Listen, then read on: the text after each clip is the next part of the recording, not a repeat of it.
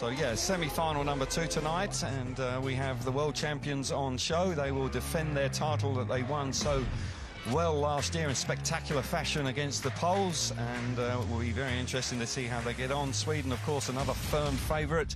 France also doing so well last year. We've got Friday, the Speedway of Nations 2, the final for the under-21s, and then the grand final on Saturday night.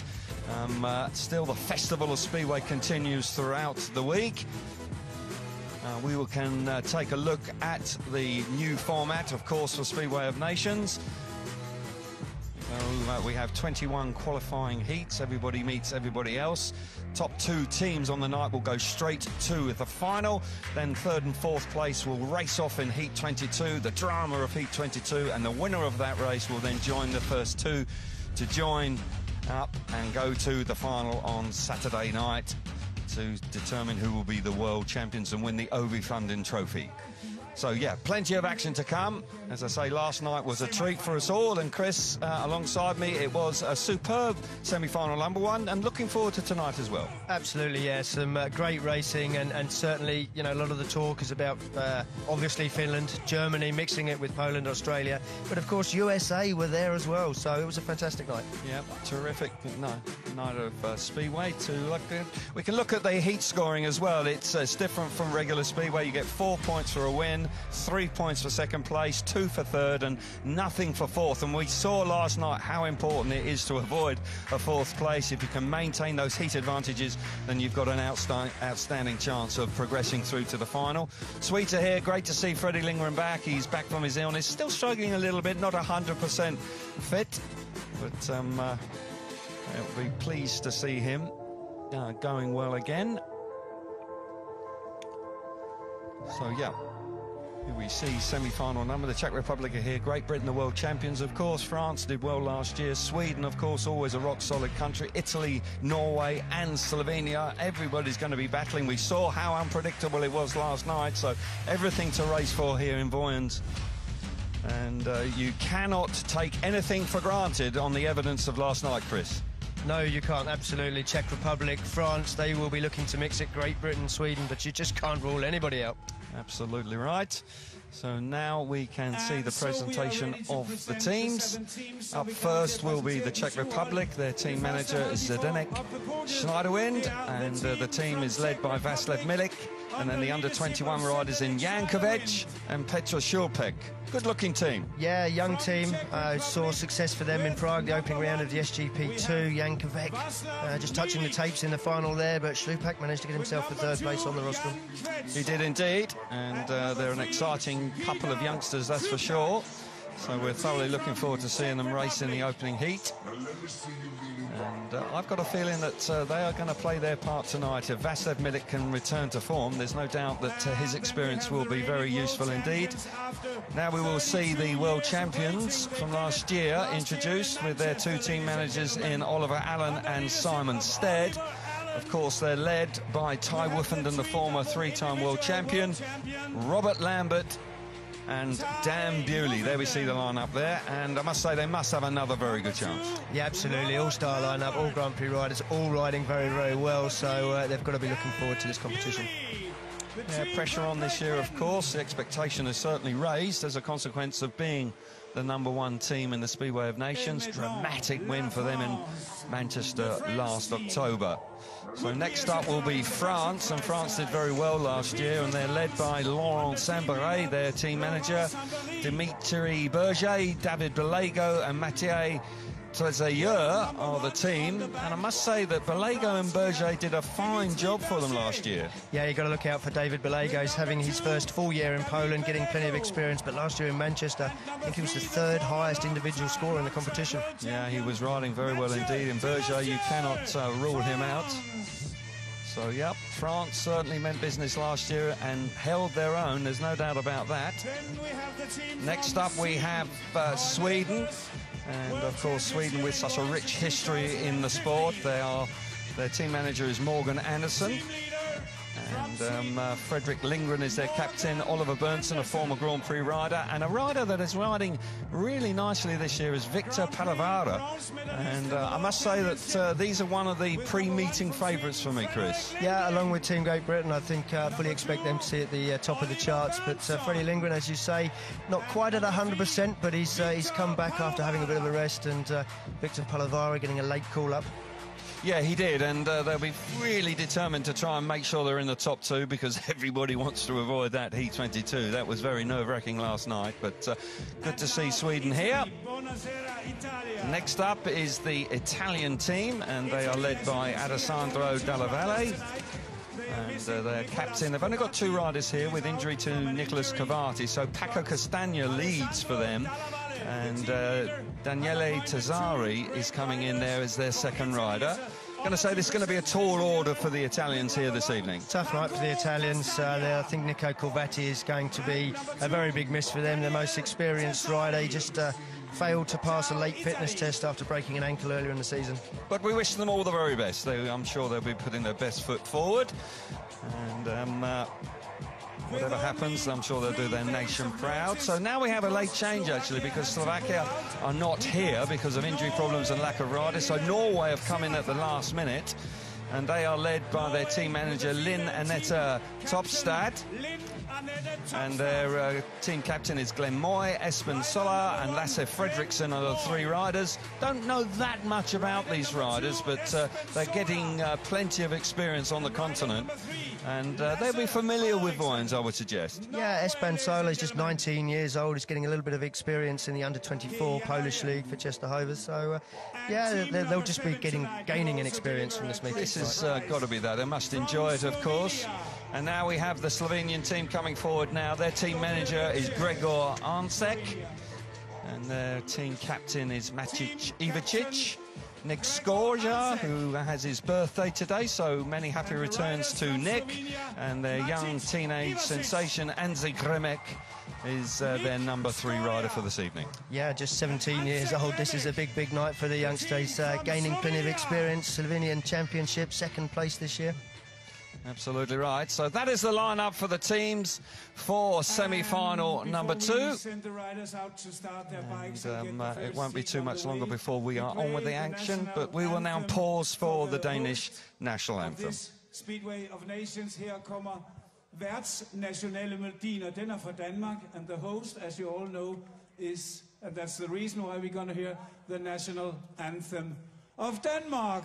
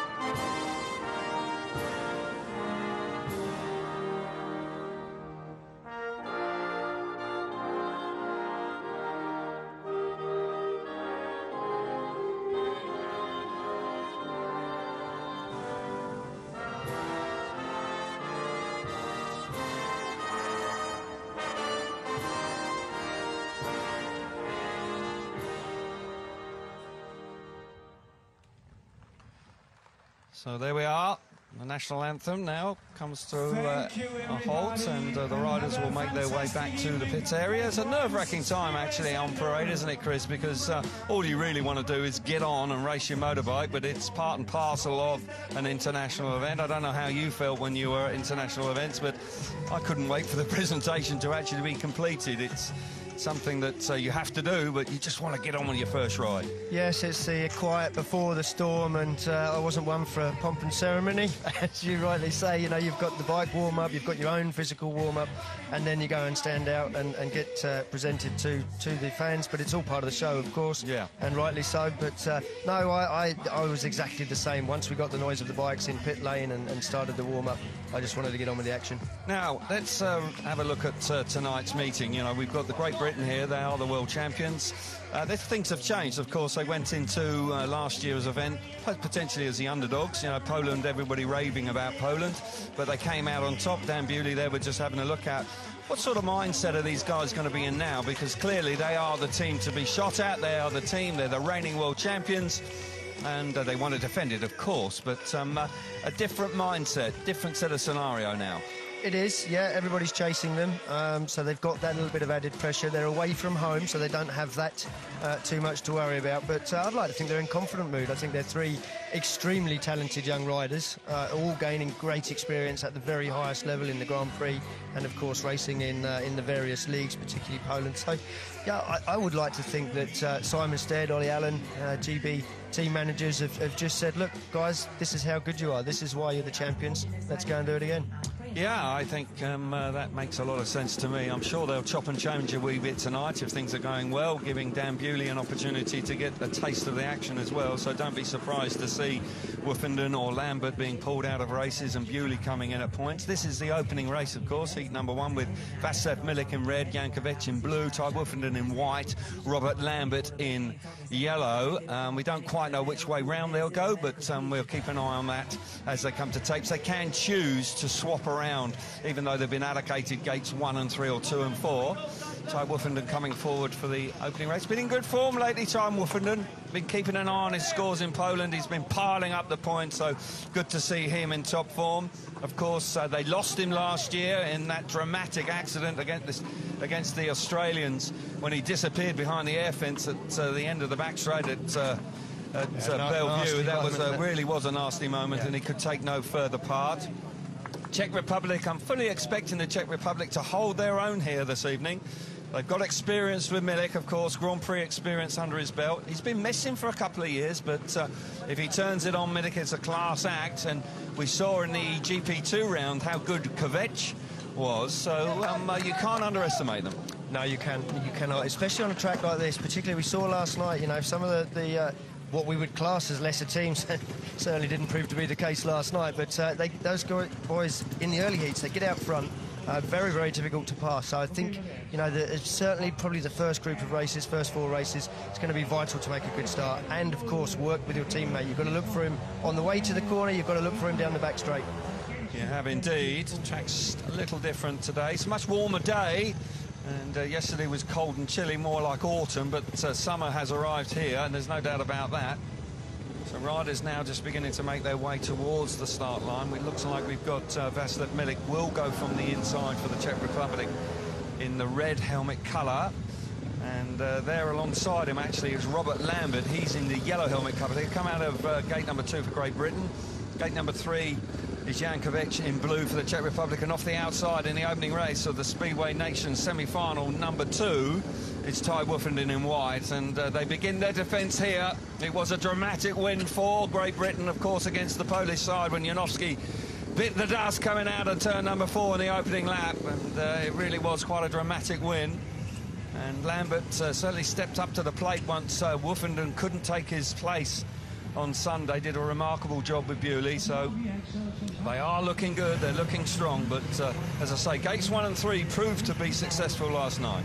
Yeah, and I think the change in format now, without having the under-21 rider in the team, has probably suited Team GB. They do have 3 world-class riders, and you know, Dan Bewley would be chomping at the bit to get on his bike and have a ride tonight. Well, he's been out injured, but on his return he broke the track record at Lejno, so obviously it didn't hinder him too badly at all. So heat number 1, semi-final number 2 in the Speedway of Nations, and we're away.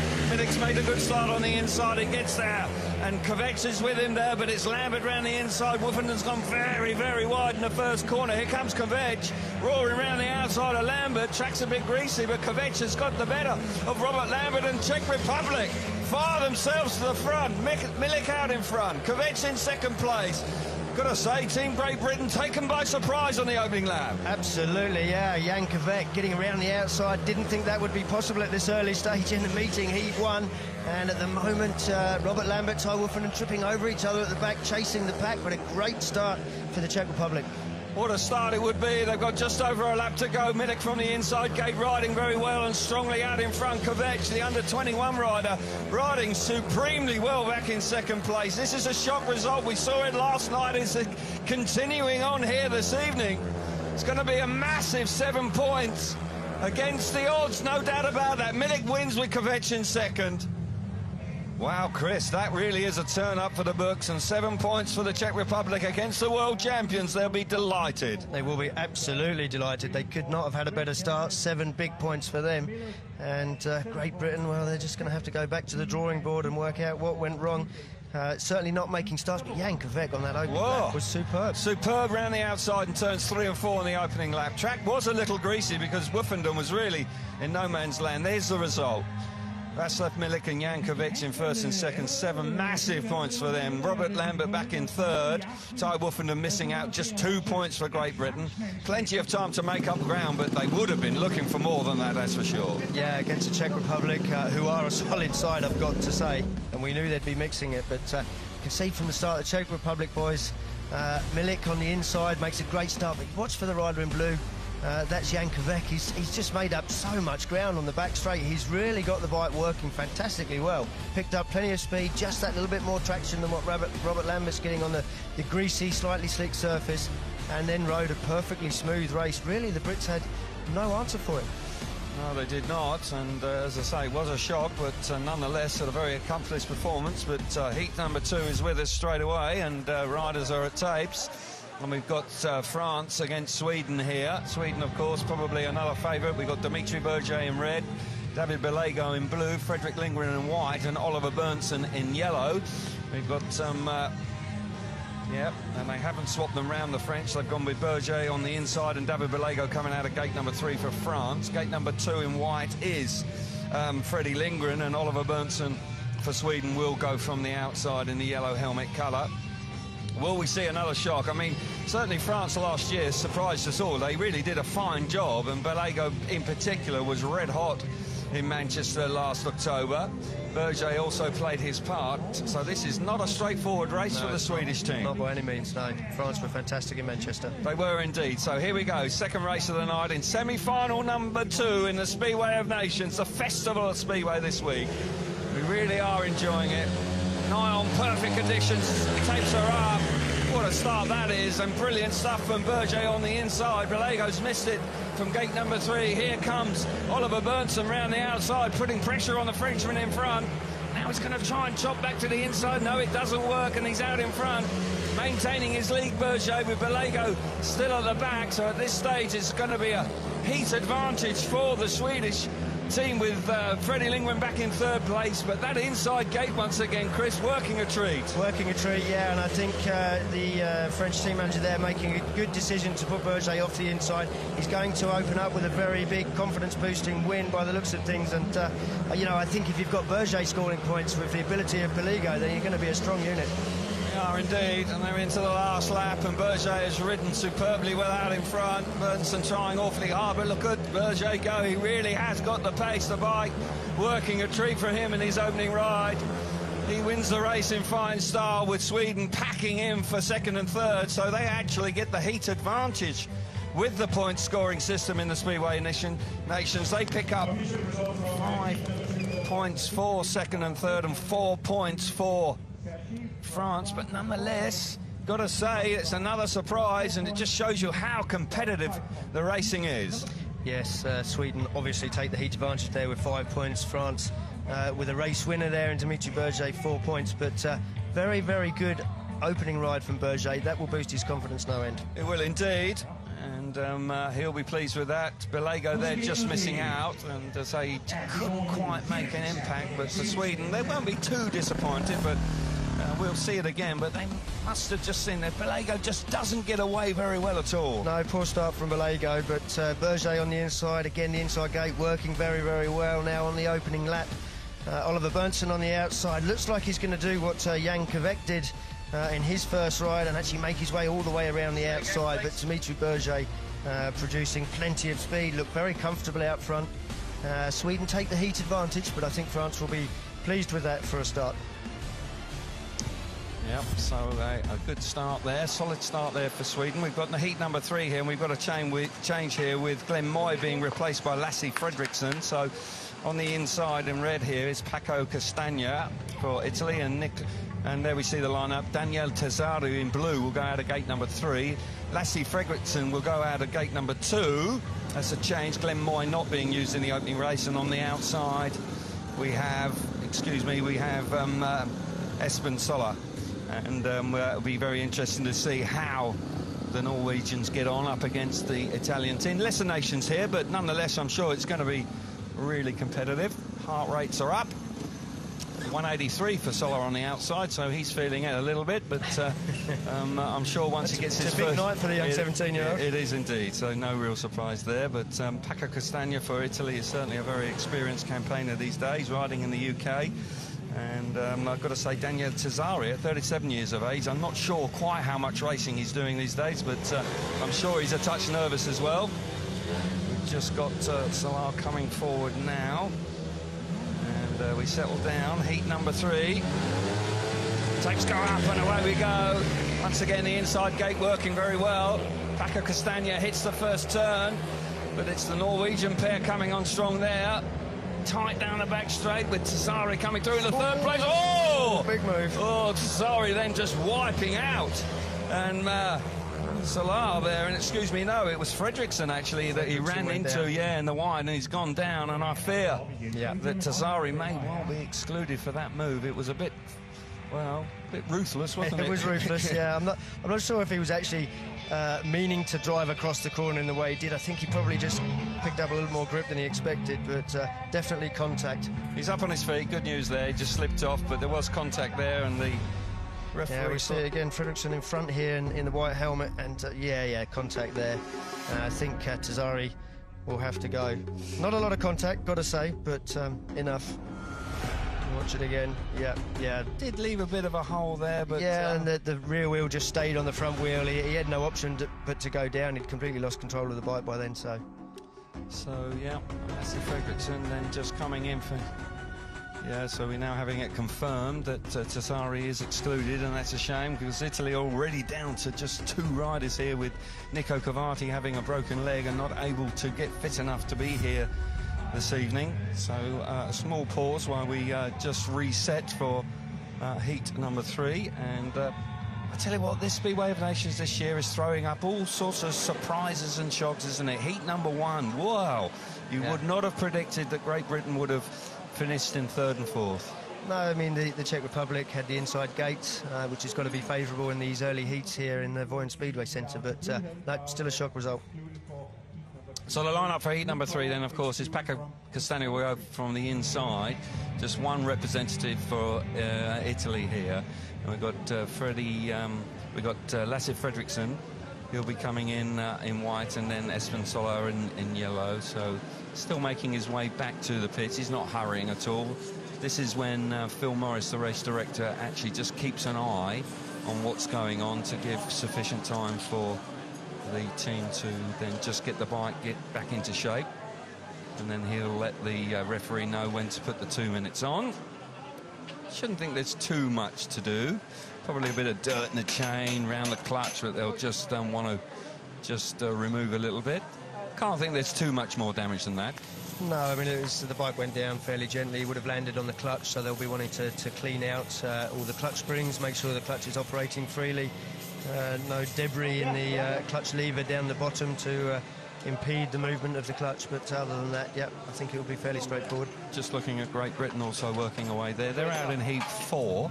Excuse me, no, they're not. They're out in heat 5, and they'll be racing against France. So not an easy start for Great Britain tonight. It'll be interesting to see if Oliver Allen and Simon Stead choose to use that man on screen, Dan Bewley, straight away, or whether they'll stick with the original pair, try and maybe get Ty Wolfenden in the points, because he had a really difficult first corner there where he just got slung wide and it was greasy out there. Yeah, in the first race, that's a difficult position to be in, and for Ty, unfortunately, there was no way back, but Simon Stead has been very open and said that he will switch the team up, so I wouldn't be surprised if we see Dan Bewley coming out possibly in the next one. Sure, could well be a case. We will wait and see for heat number 5 for the world champions.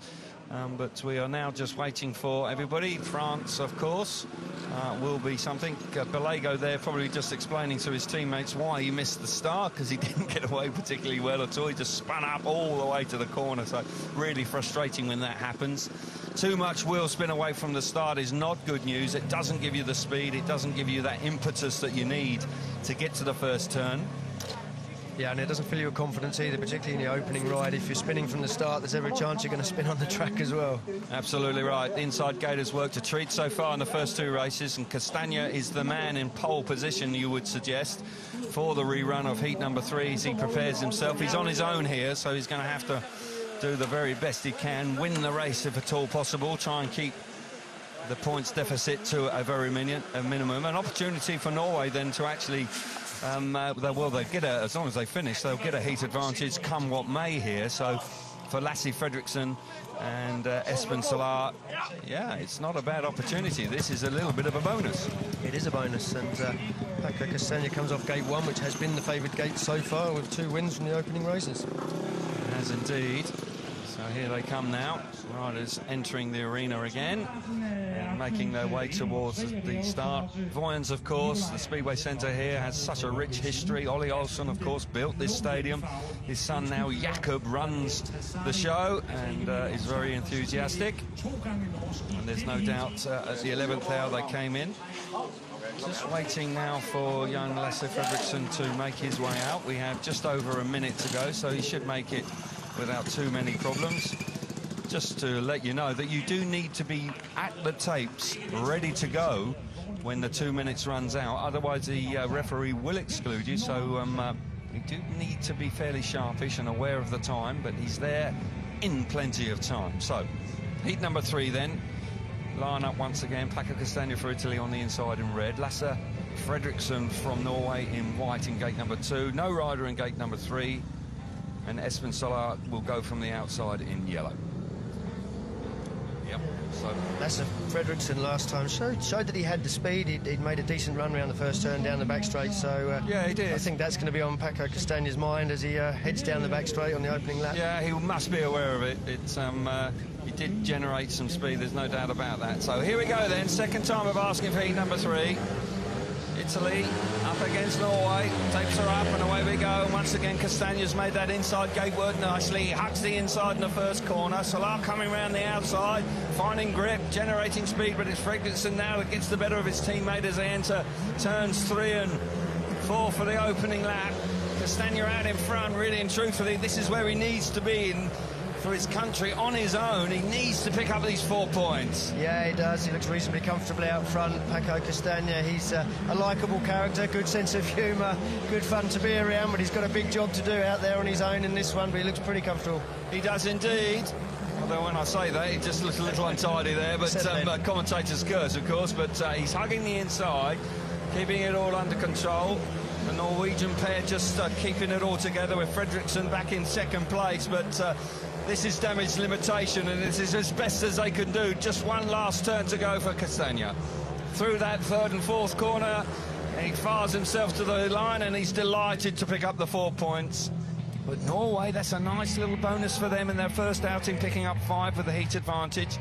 Of course, it's 3 for second place and 2 for third, so 5 points for Norway. And they will be pleased. That's a nice little start for them and a confidence booster. So the result of heat number 3 is 5 points for Norway, with a 2nd and 3rd with Lasse Fredriksson and Espen Solar, and Paco Castagna winning the race picks up the 4 points in their first ride. Yeah, nice to see young Espen Solar out there getting in the mix on the first lap. Got moved over by Lasse Fredriksson on the first lap. The slightly more experienced rider deciding to make chase. But a good job from Paco to win that one. Yeah, he kept himself together, and he had the best start, and he utilised it nicely.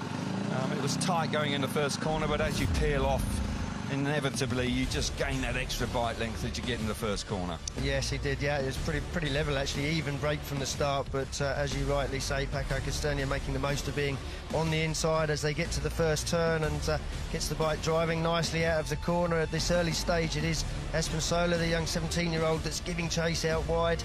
But unfortunately for him, he did tail off towards the end of the race with Lasse Fredriksson giving chase. Oh, yep, we're up at tapes already for heat number 4, and we'll see the Czech Republic out once again here, up against Slovenia. And we've got Matic Ivicic coming off the inside in red, and we've got Nick Score, the birthday boy, coming out of gate number 3 in blue, and we've got on the gate number 2 for the Czech Republic, we've got Václav Milik, and on the outside we've got Jankovic, and the Czech Republic did start in fine style, I must say, getting that 7-point haul in the opening race, so they'll be looking to try and get amongst it here again. Another opportunity for the Czech Republic, really, to pick up a maximum haul, if at all possible. A very good chance. Yeah, very much so. Fantastic start for the Czech Republic in Heat 1. It was indeed. Green lights on, tapes are up, and away we go. And it's Ivicic that's made a smashing start off that inside gate, working a treat in the opening races round the outside. Here he comes. There's no doubt about it. Kovac has certainly forced his way into second place, with now Milik back in third. But I say Ivicic is now coming under pressure from Jankovic. Jankovic now beginning to work the track, getting a little bit of drive, chopping back to the inside. Can he force his way through? No, there's no room there. Ivicic is going to have to ride with eyes in the back of his head here, because Jankovic is really hunting him down. Yeah, no doubt that Jankovic is definitely going quicker than Ivicic out front, but this early stage track is a little bit slicker, I think, maybe than last night. He's really struggling to find a way past. So frustrating as a rider. He's looking on the outside, the inside, but Ivicic just covering that inside run. He's just moving out mid-track, having a little look, working it, but seems to have settled down now. Yeah, he's got a little bit of breathing space as he enters the last corner for the final time. Smashing start off the inside, and Ivicic picks up 4 points, but got to say that for the Czech Republic, 5 points. Far from disastrous, so another heat advantage for them. No last places. The birthday boy there, Skorja, just finishing now, so he had some sort of issue. But there's no doubt that the Czech Republic has started in fine style, moving on to 12 points from 2 rides. Good stuff for them. The result then for heat number 4 is 5 points for the Czech Republic, with second with Kovac and third with Milik. And Ivicic out in front wins the race, with Skorja actually failing to score. So far so good for the Czech Republic. Yeah, advantage Czech Republic in that one, with filling the minor placings, but a good start for Ivicic. There's 4 races, 4 wins from the inside gate. Absolutely. Czech Republic out in front, having raced twice, but Sweden on 5, Norway on 5, France on 4, Slovenia on 4, Italy on 4, and Great Britain, incredibly, just on 2 points after their first ride.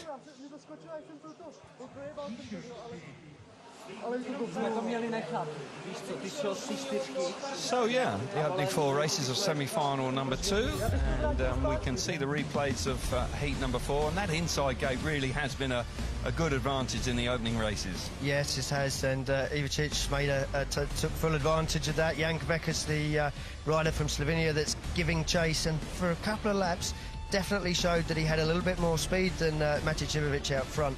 He just couldn't do anything about it. Very frustrating as a rider. You can see there, was throwing the bike at the corner, I think, probably in frustration. I just thought for a moment that Kovac was going to actually get the better of Ivicic, but he just seemed to run out of ideas a bit. Yeah, he tried everything. He did indeed. Just a bit of reaction in the pits there, with riders just coming in from their first ride. You can see the standings there on the right-hand side of your screen. Of course, Czech Republic are doing well, but they have had one more race than everybody else. We will see Great Britain in heat number 5, so they have an opportunity there to bounce back. But there will be water going down there, sorry Chris, with the track grading going on, and the track needs water because it's drying rapidly. Kevin, you've been in these situations. Team GB, reigning champions, lots of pressure on them. They've gone out in the first ride against opposition that, you know, they would expect to beat, if I'm honest. Yeah. And that's no disrespect to the Czech Republic, who rode fantastically well. What do you say to them? You know, Simon said, Ollie Allen, I think keep 5 calm. races to go. Yeah, you know, of course, there's plenty plenty of time. It's far from disastrous to keep calm, but I think it's a reality check. We saw it with the Polish team last night, where you could say that they were a touch complacent. They had a very strong lineup, 3 Grand Prix riders. You know, one of the favourites alongside Great Britain to actually win the championship, but I expect them to bounce back. We aren't hearing of any changes to the Great Britain team, so it looks like they're going to stick with Lambert and Woofenden for heat number 5. They will be racing up against France, who also are a team not to take lightly at all. As I say, it is a fine day here. This track has got to do a lot of racing. We've had practice again today at midday, so a lot of track action on the Vojens Speedway Centre, so they are going to have to look after this track to keep it in decent nick. And no surprise that it's fairly slick, because they don't want it to cut up too much and then lose the track. No, they're doing all the right things, and you know, there'll be another practice tomorrow ahead of the Speedway of Nations 2 for the under-21, so everything right at the moment. Right, let's get down to the pits now with Abby, and we can hear from Jankovic. I am down in the pits, and I am with Czech Republic rider Jankovic. It has been a great start, an upset really in Heat 1. Tell us about it. The inside gates look strong. First, it was good for me. Was a good start, and then I was fast. Now I was doing some another setup, and that wasn't good. What changes are you making to the setup? The track looks really slick tonight. Yeah, this start is very special. On this track must be good starts, and I was doing a little bit change my setup, and wasn't good starts now. Congratulations so far. It's been a great start to your meeting. Keep it going. Thank you. Well, I must say that he mustn't be too downhearted, because they still managed to get a bad start. It wasn't a bad start, and I was surprised to hear that he made set-up changes, because he really did look very quick indeed in the opening race. But it's all about the setup, Kelvin. It is indeed, and there's no doubt that the setup, he feels, wasn't quite right in their second ride. Heat 5 coming up, not too far away. As I say, the Czech Republic have started strongly with 12 points after 2 rides. And they are taking their time here. This is a little bit more track grading than we saw last night, because it was a much cooler night last night and the track didn't dry out quite as quickly. But we saw in the first 4 races that we saw some dust coming up and the base of the track actually appearing very quickly. Race director Phil Morris just down on track now, just making sure that he gets what he wants, and he knows what he wants, and I think he's just feeling that the track is a little bit too slick at the moment. He wants to get a bit more moisture into it. Not easy when the sun is blazing at this late stage, but they'll do everything they possibly can. I must say, just making a comment about France, they've got a lot of long track world champions in their team. They've got Dimitri Berger, who won in 2019 the World Long Track Championship, and Matej Tozier was also the world champion in 2017 as well. We look forward to seeing Tozier, hopefully a little later on, but they've got plenty of top-class riders, and Balego, as you rightly say, doing nicely in the Extraliga. You know, arguably the most competitive league in the world. So we spoke to him briefly before the meeting started and said that it was going pretty well. He said it was tough, but if you want to make it, then you've got to ride in the most competitive environment. So riders now appearing for heat number 5, and France will go out of gates 2 and 4 this time. And they've got Berger going out of gate number 2, and we've got Ty Woofenden in red, we've got Robert Lambert in blue and Berger in white, and then Balego in yellow. So Woofenden will go from the inside start in red, with Lambert coming out of gate number 3 in blue for Great Britain, and for France we've got Berger in the white helmet coming out of gate number 2, and off the outside is David Balego. And that's tough on Balego, because in truth, gate number 4, you've got to say, is possibly the worst one. Yeah, he's had 2 outside gates. On the other hand, Team GB have swapped it around. Ty Woofenden has elected, or been told, possibly, that he's going off the inside gate with Robert Lambert. Well, he needs a confidence booster, doesn't he, after that first race where he failed to score. It was a tough first corner for the former world champion, and he'll be looking to rectify that now. Competitive race this. You cannot underestimate France. They are a team that are underdogs, but there's no doubt they have quality in their pairing here. They rode so very well last year, and actually they held their own in the final. Yeah, Team GB, Simon Sett has come out and said that he wants transparency in the team. That's all the decisions they made ahead of tonight and during the meeting, so you can guarantee that the whole team will have been involved in the debrief after their opening ride about gate positions and track conditions. Yep, absolutely. So, as I say, Woofenden from the inside. That's won every race so far, so it'll be interesting to see if that continues now. Quite possibly. The class of Woofenden, you've got to believe that he's going to have every opportunity of hitting that first corner in front. Heat number 5, semi-final number 2 in the Speedway of Nations. Here we go, we're away. Woodford made a terrific start. He gets there. Luca Bellego, also from France, coming across from the outside. Fantastic first corner for Bellego. Bellego hits the front. Brilliant move. Woodford lifted down the back straight, killed his momentum. Bellego was there and he pounced. And once again, France are really mixing it up. Lambert now back in 3rd place. Woodford in 2nd. Has he got anything he can do about Bellego out in front? Yeah, strange to see Berger so far back, looking plenty quick enough in his opening ride, but this time it's Bellego. We know how quick he is. And Ty Woofenden now giving chase. He's worked out the outside's just got a little bit more pace now after the track grade. He really is winding it up. He's definitely going quicker than Bellego out front. He is indeed. Woofenden working overtime in 2nd place. We've got a lap to go. Bellego so good away from the outside gate, ridden superbly well. Got a bit of breathing space now down the back straight. It's looking good for Bellego. Berger's almost pulled up at the back. That's a disappointment. But Bellego, after failing to score first time, that is some way to bounce back, and Great Britain, they get a heat advantage, but you got to believe after a disappointing opening race, they would have been looking for a little bit more there, and the world champions so far are finding it tough. Yes, they are. They're having a battle for every single point. They get the heat advantage, but again, I don't think they'll feel that's quite enough, particularly after their opening ride. So the result then, Great Britain pick up 5 points with Woofenden in 2nd and Lambert in 3rd. Smashing ride from David Bellego for France out in front. And Dimitri Berger this time missing out, picking up 4. And this World Championship, the Speedway of Nations, once again proving to be difficult for red-hot favourites. And Bellego rode a storming opening lap. Yeah, Bellego on the outside gate in yellow there. Makes a great start. Doesn't quite get across everybody. We can see Ty Woofenden again, gate 1 working very well, but for the first time gate 1 is rounded up on the opening lap, and David Bellego really making the bike work just in the edge of the dirt, which after the track grade is tough, but there I think is where Ty Woofenden lost that forward momentum, just letting the bike climb up. Great throttle control, looks good, but he's just not going forward fast enough. Just slowed him down, didn't it? And that really cost him, and that allowed Bellego to pounce. So heat number 6 then, and they're up at tapes already. And we've got Sweden here up against Italy, and Sweden will go off gates 1 and 3. Freddie Lindgren on gate number 3 and Oliver Berntsson on the inside in blue. And Paco Castagna will come out of gate number 2 in white helmet colour for Italy, and Tazzari will go from the outside, and Tazzari will be looking for a better result this time if he can. He got excluded in his first ride. He goes from the outside. Playing dodgems in his first one. He did indeed, yeah, so he'll be looking for a better result. He'll want to complete 4 laps, but Sweden will be looking at this race to get a heat advantage for sure. Yeah, absolutely right, and the experience of Fredrik Lindgren coming off gate 3. Oliver Berntsson had a decent ride in his first one, got a 2nd place. He did. You've got to feel for Freddie Lindgren with long COVID and then lingering issues with his lungs. He isn't quite as fit as he once was, and he is having to battle through that, and fair play to him. He took a break after the last Grand Prix, but he's back for his country here this evening.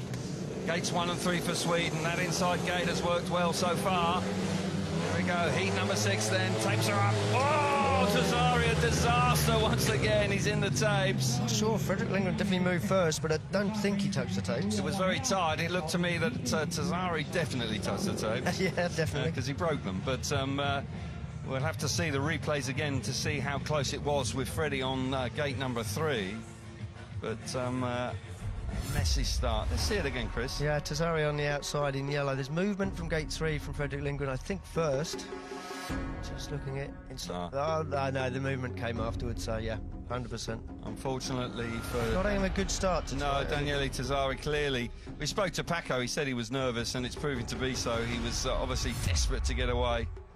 And it's confirmed now that once again Italy will be down to 1 rider, and that's a great shame for them. All the pressure on Castagna up against Sweden, not going to be easy. No, Sweden have got the favourable gates, I think, at this stage, so very, very tough job for Paco Castagna, who once again represents Italy on his own. Yeah, that's not ideal, and it's got to be an opportunity now. The Swedes have got to be ruthless here, and they picked up 5 points in their opening gambit, but 7 points are up for grabs now.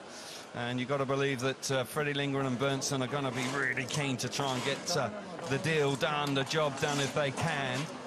And they have the quality. Berntsson, of course, was a Grand Prix rider last year found it tough in Grand Prix. Tough, he did found it tough, but he is a good performer on his day, no doubt about it. Yeah, he, the year before that, he really hit the scene and was very, very quick. But as the riders now make their way out to the start. Berntsen, 28 years of age now, got experience. So we're back up at tapes. And Oliver Berntsen on the inside in blue. Paco Castagna alongside him in white for Italy, and for Sweden in gate number 3 is Freddie Lindgren in red. So just the 3 of them. And Paco Castagna doing a fine job for Italy in his first outing, but this is a tougher task, you've got to believe. And if he can get away and just hold that inside like he did before, I'm sure there are points up for grabs. He's going to get 2 at the very least, you believe. So here we go then. Tapes are up and away we go. Berntsen's made an absolutely superb start. Paco Castagna just chopped back to the inside. He hugs it, following Berntsen through. Freddie Lindgren trying all he knows. Comes roaring round the outside to join his teammate in turns 3 and 4 in the opening lap. Berntsen, but look at Castagna. Castagna coming back at Lindgren, but Lindgren then slams the door shut as they start the second lap. And this is where Sweden want to be. 7 points on the cards for them now. Berntsen riding well. Lindgren having to work hard on the opening lap. But now they're joined together, looking good for a maximum haul. Yeah, I think Paco Castagna was just a little bit too gentlemanly light there as they entered turn 3 on the second lap. He had the opportunity to run Freddie Lindgren, who hadn't quite got him past him as they entered the corner, but just left him enough room, turned early. Freddie Lindgren, with his experience, doesn't need a second invitation. He did not, and out in front, Oliver Berntsen riding really well. Really fast start from the inside. Freddie Lindgren actually made a poor start from gate number 3, but it's 7 points nonetheless for Sweden, and they will be grateful for that. They've got the job done. Got a feel for Castagna all on his lonesome. Tried all he knew. He did get away pretty sharpish, but the move from Lindgren, the experience of Lindgren really shone through there in the early stages of the race. But as I said before, Sweden will be very pleased with a maximum haul there. Yeah, that's the result. Job done. Yeah, it is job done, Chris. Oliver Berntsen and Freddie Lindgren pick up 7 points, and Paco Castagna, the 2 points for Italy, back in 3rd place. And as I say, in the context of these meetings, when all sorts of things can happen, surprises and shocks, 7-point haul there, very useful. You've got to take advantage of those races, and Sweden able to do that there. So, as you say, 7 points, extremely useful. Oliver Berntsen, great start from the inside. And at this stage, Paco Castagna just making a decent cutback on the first turn, carrying a little bit of speed down the back straight, but then comes under fire from the experienced Fredrik Lindgren. And he rides across here quite tough. But as they enter turn 3, just turns the bike quite early when possibly had the opportunity to run him up, but Freddie Lindgren almost ducking under Paco's elbow there to squeeze past. Did indeed. So we're up at tapes once again here with Norway up against Slovenia. Norway are going out of gates 2 and 4 with Slovenia going off gates 1 and 3. It's Slovenia on the inside with Ivicic, and gate number 3 is Skorja. We've got a swap around here with Solar going off gate number 2 for Norway. And I do believe it's Moy this time for Norway, who go from the outside. And it will be his first ride, if I am correct. I can't quite see his number on his back, but nonetheless, it does look like Glenn Moy's out this time. Fredriksson took his ride in the opening race. So here we go. Ivicic was pretty impressive in his first ride, wasn't he? And he's got first time out. He's got the inside again there, and he's very keen to get on with it. So that we'll keep our eyes on him. So here we go. Heat number 7. Away they go. Ivicic has made another super start from that inside, and he's joined by the birthday boy, Skorja, in the first corner. Well, I've got to say, whoa, that was a tough first turn there. No doubt about that, with Glenn Moy going awfully wide in the first corner. Ivicic out in front riding nicely, and Slovenia are looking good here. 7 points, very useful. Oh, Skorja's gone very, very wide indeed, and it's getting tight down the back straight with Solar now coming through. Solar coming through nicely. Got to say, Skorja's responded. Good tussle for 2nd and 3rd. Yeah, Skorja's got the bike working well, but he's uncomfortable with it. He's drifting across every corner, so anybody who's able to make a decent cutback, get their wheels in line early, has got an opportunity to pass him coming out of the corner, but now he's just stopping the bike. I think he realises he's got to stop that run and settling down, but he's still under pressure from the young man in yellow, Solar. Indeed, Solar there just in 3rd, keeping him very, very honest in 2nd place, but Ivicic out in front, riding very well, and Slovenia pick up 7 points there against Norway. And a nice result for Slovenia, no question about that.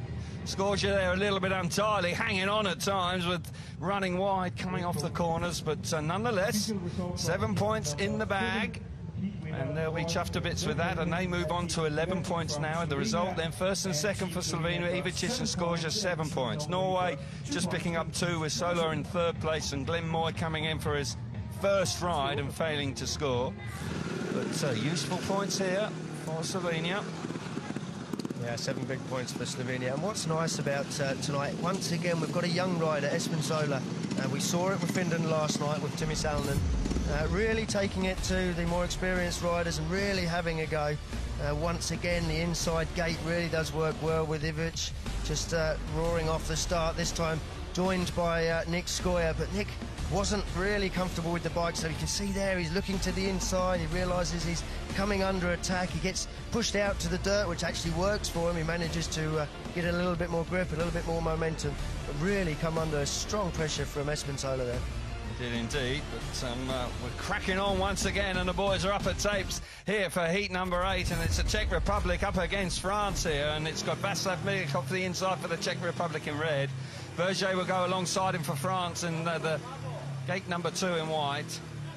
I've got to say that the French team have been terrific so far. They're saying Jankovic will come out of gate number 3 in blue, and David Balego, excuse me, will yeah, David Balego will go from the outside in yellow, and he made a super effort last time. You can see on your screen the line-up there, and that's exactly as they are on the start grid. Yeah, they need to avoid last places. They've had 2 races that they've won and 2 last places. Yeah, France just a little bit inconsistent there. If they can just gel together, then they will. But they really will then begin to perform. But these 2 teams, a lot of people talking about that they will be in Heat 22 in the last chance qualifier. Time will tell if that's the truth or not, because there's no doubt that the Czech Republic on 12 points have done very nicely so far. They haven't had a last place, whether France have had a couple of places. They've got 8 points coming into this race. So heat number 8 then. Oh, movement on the start. Very untidy start there, that's for sure. Race continues, and it's Milik out in front, Berger coming through in second place, and Jankovic once against the Czech Republic doing so well. I thought for a moment we might see a red light there with such an untidy start, but they penalised themselves on the start line. Milik riding nicely out in front, pulling away. Berger there, who had disappointing ride last time, he's in second place. Balego winning races, always at the back, and that's just not going to get the job done if you want to qualify in the first 2. No, it's not. Another last place for France this time. Unfortunately, they haven't got Berger out front. Second place, coming under a little bit of pressure there from Jankovic, but for sure, Václav Milik looking comfortably out front. But no, Kvek's here we fast. go. Here he goes. Kvek's coming up the inside, tight, going down the line, back straight on the last lap. Berger has to slam the door shut. Milik's going to win in fine style, and Berger hanging on by his fingertips in the end. Great effort from Kvek, back in third place.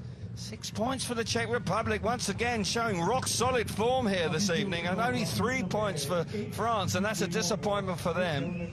They move on to 11 points, but the Czech Republic on to 18. The result then, Václav Milik out in front, Jankovic back in third place, 6 points. 3 points for the second place for Dimitri Berger. And the inconsistencies of the French team, it's costing them right now. It is, yeah. They just too many last places. And it's inconsistent because each race has changed hands. 1 minute, the first race, Berger was scoring the points, then Balego, now Berger again.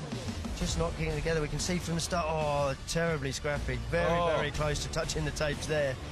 Oh, they're all over the place. Yeah, I do believe, really, if, in fairness, that one should have been brought back. I can't believe it. No, too much movement from every rider. Understandable, once one goes, they tend to all go.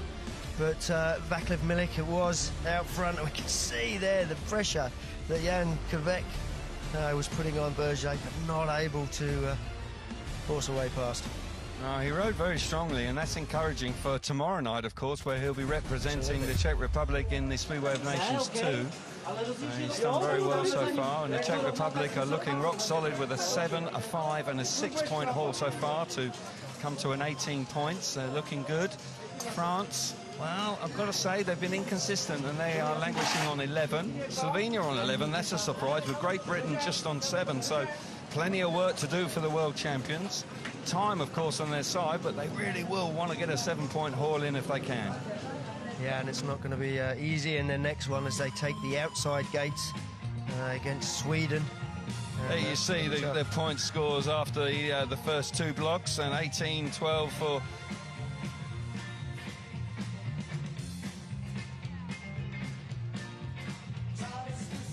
Yeah, the Czech Republic leading the way on 18 points, and Sweden in second place, but Sweden have only raced twice on 12, so they are looking pretty good after a 7-point haul last time.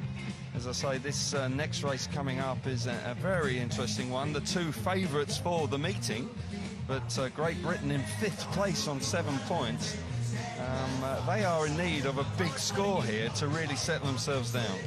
Yeah, you've got to say that Dan Bewley maybe needs an early opportunity. Yeah, it is an opportunity. Right, we can get some more reaction now. Let's get down to Abby. She's with Nick Scorgia. Well, first of all, I would like to say happy birthday. Yeah, thank you very much. What a great way to spend your 24th birthday. Yeah, exactly. It's really nice to be here for the birthday, and yeah, hope for a good race. Let's talk about the last heat, because you managed to get the 2nd place, but it looked pretty uncomfortable on your bike. Yeah, I have some problems with the setup. The first heat was disaster. I changed something, was better, but still not the best. Will you make any changes? Yeah, for sure. I will change the setup now and hope will be next heat much better. What changes will you make? I will change the ignition and the jet. I hope that will be enough. Okay, well, good luck and continue enjoying your birthday. Thank you.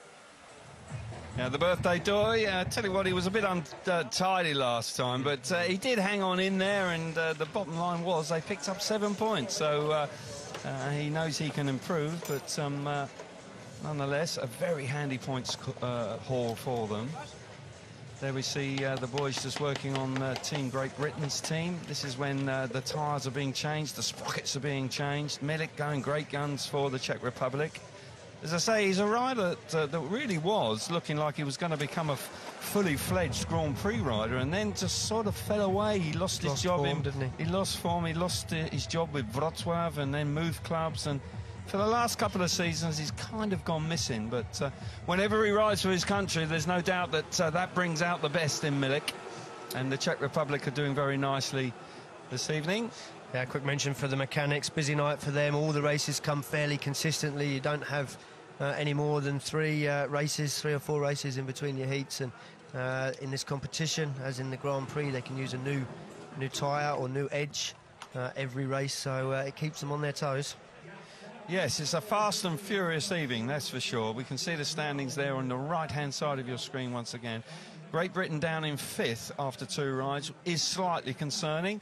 They're up against Sweden in the upcoming race, who are in 2nd place on 12, so Great Britain have got work to do. You fancy that they will work their way into this meeting, and it just might be now time for them to try Dan Bewley. It will be interesting to see if that is the case. They have said, they've been quite open about it, that they are going to try and use all 3 riders here this evening to get them track experience.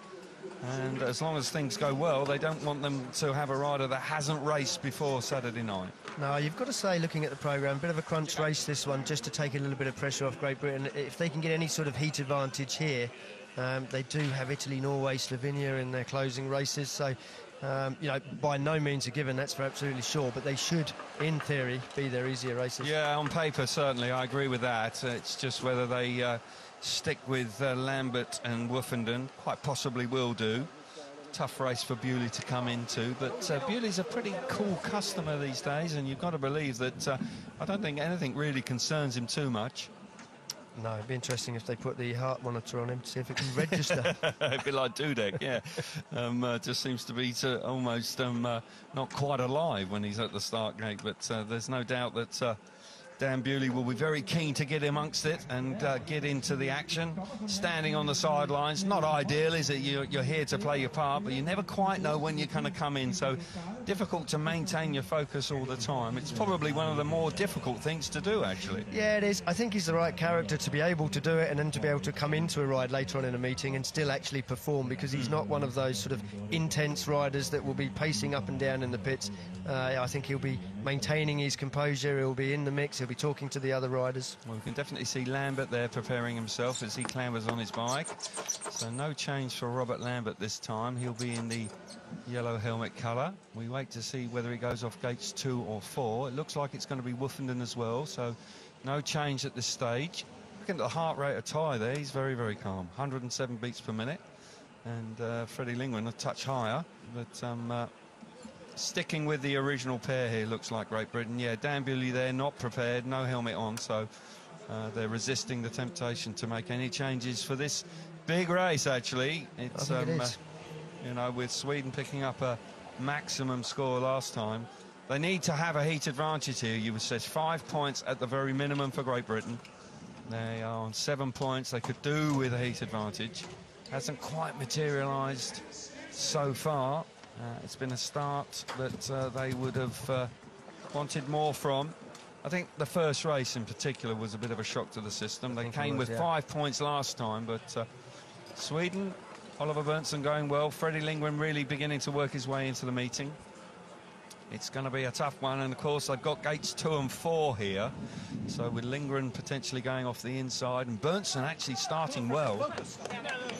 It's going to be a tight tussle here, no doubt about it, for heat number 9. Yeah, it's going to be interesting to see how they line up down here at the start line. Ty Woofenden, first rider not to win the race off the inside gate. Actually made the start. Yeah. Couldn't quite get the bike off the corner. Well, that's it. Kovic actually took him by surprise. There's no doubt about that. But here we come up. Sweden are going off gates 1 and 3, and we've got Oliver Berntsson in blue will go from the inside this time. That will mean that Freddie Lindgren in red will come out of gate number 3. We've got Robert Lambert in yellow for Great Britain going out of gate number 2, and that means that Ty Woofenden in white will go from the outside. So. And they have swapped both riders round here, so tactics coming to the fore here in heat number 9. 2 heavyweight teams here, many people's favourites to go through automatically by finishing first and second, but there's no doubt that Great Britain have got some work to do. Yeah, no doubt they need to take a heat advantage just to take a little bit of the pressure off going into their last 3 races. Yeah, they do indeed. They have the quality. They're just taking their time here up at Tapes, trying to search for a little bit of extra dirt. Certainly Freddie Lindgren off his bike there, just checking out gate number 3. Gate number 3's been difficult this evening. It's probably fairly firm and a little slick, so he's going to have to do something pretty special. Berntsson quite possibly in the box seat there on the inside. The gate 1 has been working well, a freshly prepared track.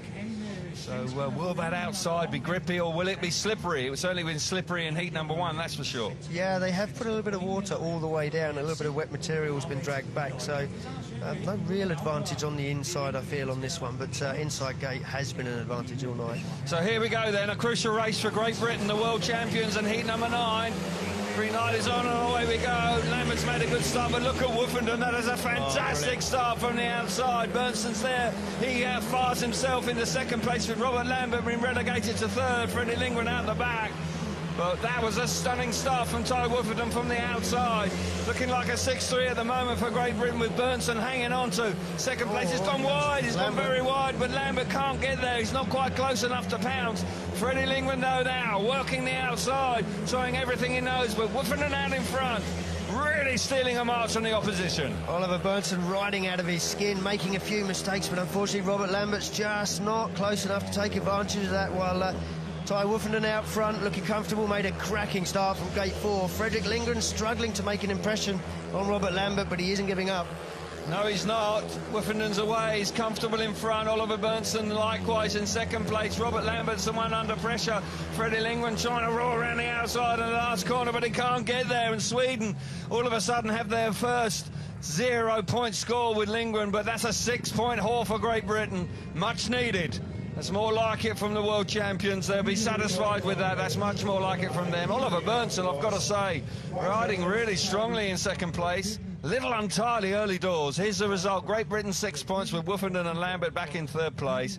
Oliver Berntsson coming through in 2nd, and Freddie Lindgren, as hard as he tried, just couldn't make a move on Robert Lambert. And he tried very hard, but Ty Woofenden just showing his class. I mean, what a start from the outside gate. Not always easy here at Vojens to come from the outside right up by the fence. And I think the bike actually launched a little harder than he thought. It was a big twitch as he grabbed the clutch on the way to the corner. And you can see there, he just launches off the start, then he gets a bit of a wobble on, to be honest. I think he was a little bit caught by surprise at just how hard that bike pulled. And it certainly did. And once again, as you say, Oliver Berntsson steady there in second place. Freddie Lindgren unable to land a blow in the slightly tricky conditions. A lot of water went down during the grading break. But a very, very vital 6 points heat advantage from Team GB. Yeah, absolutely right. So they'll be pleased with that, and that settles them down nicely. So here we are with heat number 10, and we've got Italy up against Slovenia here, and then Ivicic is riding nicely tonight, and let's hope we keep our fingers crossed for Daniele Tazzari here. He hasn't had the best of evenings so far, so let's hope that he doesn't touch the tapes this time. So on the inside in red for Italy is Paco Castagna.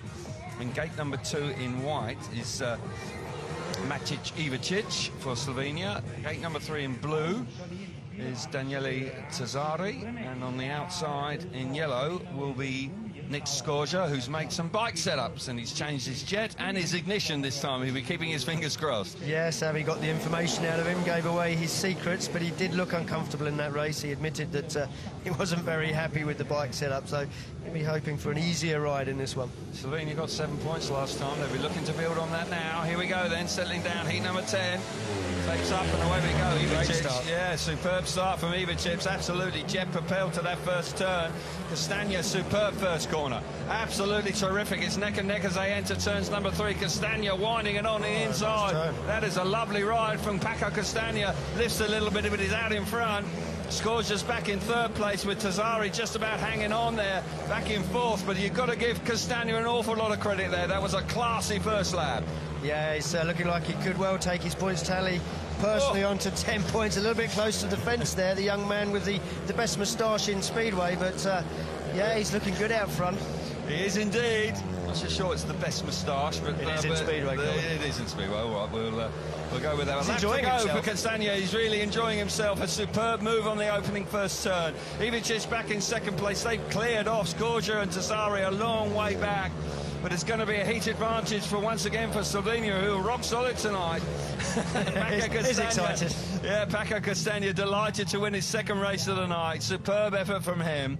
Ivicic there just being outmanoeuvred in that opening lap and finishing in second place, but nonetheless a heat advantage for Slovenia, and they move on to 16 points. The result then for heat number 10 is Slovenia with a second and third with Ivicic and Gramek. Excuse me, it's Gramek there, the youngster, was it? But there we are, but nonetheless, yeah, so here we see it once again.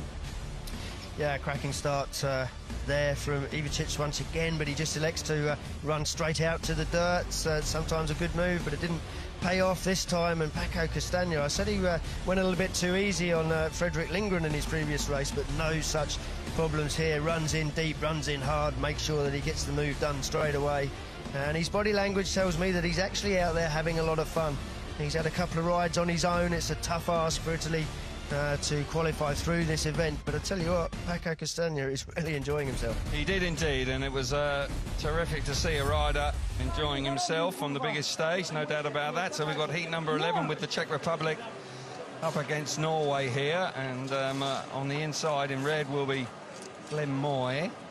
We've got Espen Sola coming out of gate number 3 for Norway in blue, and then we've got Milik for the Czech Republic in white in gate number 2. And Jankovic will go from the outside in yellow, and there's no doubt that the Czech Republic will see this as an opportunity as to keep their points tally going nicely. They haven't had a last place so far, so looking strong. They're on 18 points. Norway, of course, a last-minute addition with Slovakia withdrawing with injury and rider availability in short supply. Yeah, so far this evening, the Czechs, I would say, have probably been the most consistent team. Yeah. Hanging in the points, getting the heat advantages. No doubt about it, and the Czech Republic are doing a fine job here, and they'll be keen now at this stage. A great platform to keep moving forward in a race with an opportunity for more big points. Here we go then. Tapes are up, and Milik has made a smashing start away from gate number 2. Kovac is now going to try and join him around the outside. Oh, Glenn Moy's got it all wrong in the first turn, does a pirouette. Will he get up in time? It's it's going to be tight now with the red lights come on. Milik's firing himself, yes, just in time off the track. And I tell you once again, the Czech Republic, they are looking good, they're looking strong, with another 7-point haul on the cards here. No question about that. Milik, what a start from gate number 2. It was an electric start from gate number 2. I think gate 2 is actually getting a little bit better, but he just reacted so quick. And Jan Kvek, I've got to say, maybe the changes have worked. He's looking reasonably comfortable out there, just taking the dirt line, following his teammate out front. Yeah, he is. And indeed. another great 7 points. Yeah, on the card. Yeah, absolutely, Chris. And there's no doubt that the Czech Republic with Jan Kvek and Václav Milik. Milik once again raising his game when he rides for his country. Superb effort from him. He wins in style. Jan Kvek back in second place, and Sola there in third for Norway. The end result, that is that they move on to 25 points from 4 outings, and that is a solid return, and they are looking good. Yeah, they are looking very, very good. So the result then of heat number 11 is 7 points for the Czech Republic, with Václav Milik out in front, Jan Kvek riding well in second, Sola there in third place, and Norway just picking up the 2 points. Glenn Moy just gingerly walking back to the pits after that sort of, I don't know, artistic impression there on the first corner. Pirouette. A pirouette in the first turn. Let's see that again. Another big 7 points for the Czech Republic. And again, a great reaction. Got the bike working well there. The rider in white, Václav Milik, showing all of that experience. You can see the rider in red there. Then Moy going down all quite uncomfortably, but very good of him to get himself up. I think he was a bit reluctant to do so, but he did, and the race continued. And Jan Kvek joins his teammate, Václav Milik, for 7 big points. Yeah, huge 7 points, and the Czech Republic are, there's no doubt about it, that the form book is being turned upside down again. They are doing a sterling job, and they're looking like they could well go through here in the top 2. Glenn Moy just trudging back to the pits, and he will be just sort of rubbing himself down. I'm sure we'll see him again, but that man Jan Kvek, we will see him again tomorrow, of course, in the Speedway of Nations 2, the under-21s. There you can see the standings, and you can't miss that name at the top, the Czech Republic, on 25 points. Looking good for them. Yeah, and Slovenia there in second place. It's all going a little bit upside down, a little bit like last night. It is indeed. Looking like we might have a change here with Dan Bewley there lining up in the blue helmet colour. So Great Britain making a change, and Robert Lambert. And as you rightly said, Chris, this is an opportunity to blood fresh rider, isn't it? Yeah, you can't leave it too long. I think he's got to come in early enough to just give himself a chance. But, you know, Pekka Castagna, he's enjoying himself. He's having a lot of fun, and he's riding very quick. I mean, that last one, he beat the previously unbeaten Maciejewicz. So, yeah, great stuff. Yeah, here we are. We're up at tapes then, and Ty Woofenden will, for Great Britain, they've got gates 1 and 3 here, and Woofenden will go from gate number 3 in the red helmet colour. So that will mean that Bewley, who's doing a practice start over the far side there, just settling his bike in, will go off the inside in blue. We're yet to see which way round. Yeah, it looks like Tazzari will go from gate number 2 for Italy in the white helmet colour, and that will mean that Pekka Castagna in yellow will go from the outside. Now, this is an opportunity for Great Britain to get a maximum haul. They'll be bitterly disappointed if they don't. And Dan Bewley coming in as well. He's been in fine form this season. Yes, he has. Yeah, had a horrific crash just about a month ago, 3 weeks ago, but fully fit now, I gather. He came back, made a return in the Polish League, as you say, with a track record, so didn't seem too ruffled by that. And not only that, he got a terrific points return as well for his club, Wrocław, in the Extra League, so he bounced back in fine style. And we see the line-up. We're still waiting for Paco Castagna to appear. We've got 43 seconds to go, so he's cutting our touch fine. And keeping our fingers crossed that he will be ready to come out, because he's riding so well. So, 30 seconds straight to the start, mate. I like how he's told to take his time and then told 30 seconds, get straight to the start. Okay. Okay, so here he comes now.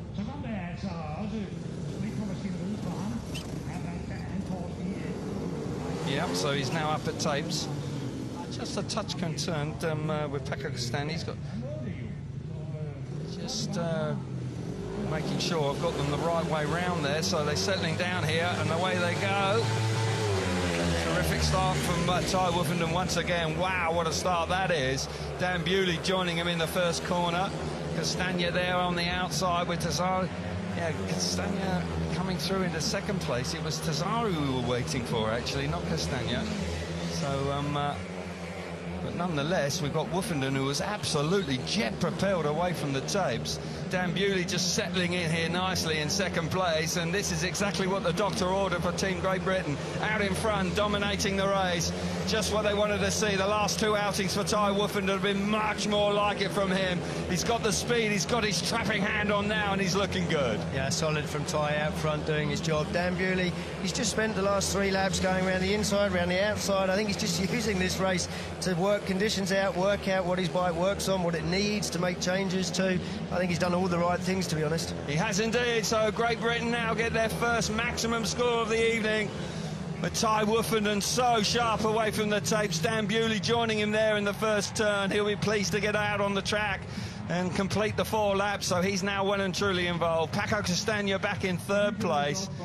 And the rider that we were actually waiting for was Tazzari, who took his time. So the result then of heat number 12 is 7 points for Great Britain. Ty Woofenden and Dan Bewley first and second, and Paco Castagna picking up 2 points in third place, and Tazzari missing out that time. And Great Britain all of a sudden moving on to 20 points. That's more like it for them. Yeah, I think a sigh of relief, deep breath from the Great Britain camp as they improve race on race. 2 points in their first one, then 5, 6 and now 7. And another fantastic start from Ty Woofenden, showing his class. Dan Bewley spends at least the first 3 laps just working the track out. I think he felt that he had the pace to have a look around. Paco Castagna not making too much of an impression on him, doing all the right things. He needs to know how the bike is working, whether or not it's quicker in the dirt, whether he's got the bike hooking up on the slick. Can go back now and relay that information to his pit crew, make any necessary changes. Absolutely.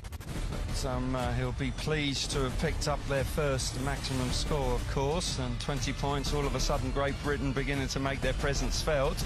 Czech Republic doing the business so far, out front by 5 points.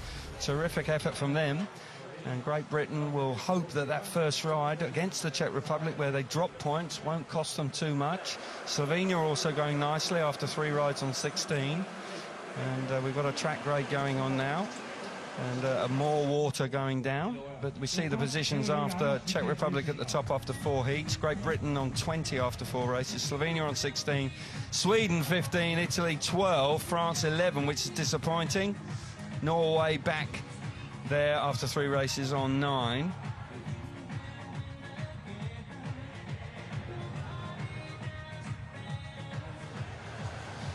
So Dan Bewley will be pleased to have got his first ride under the belt.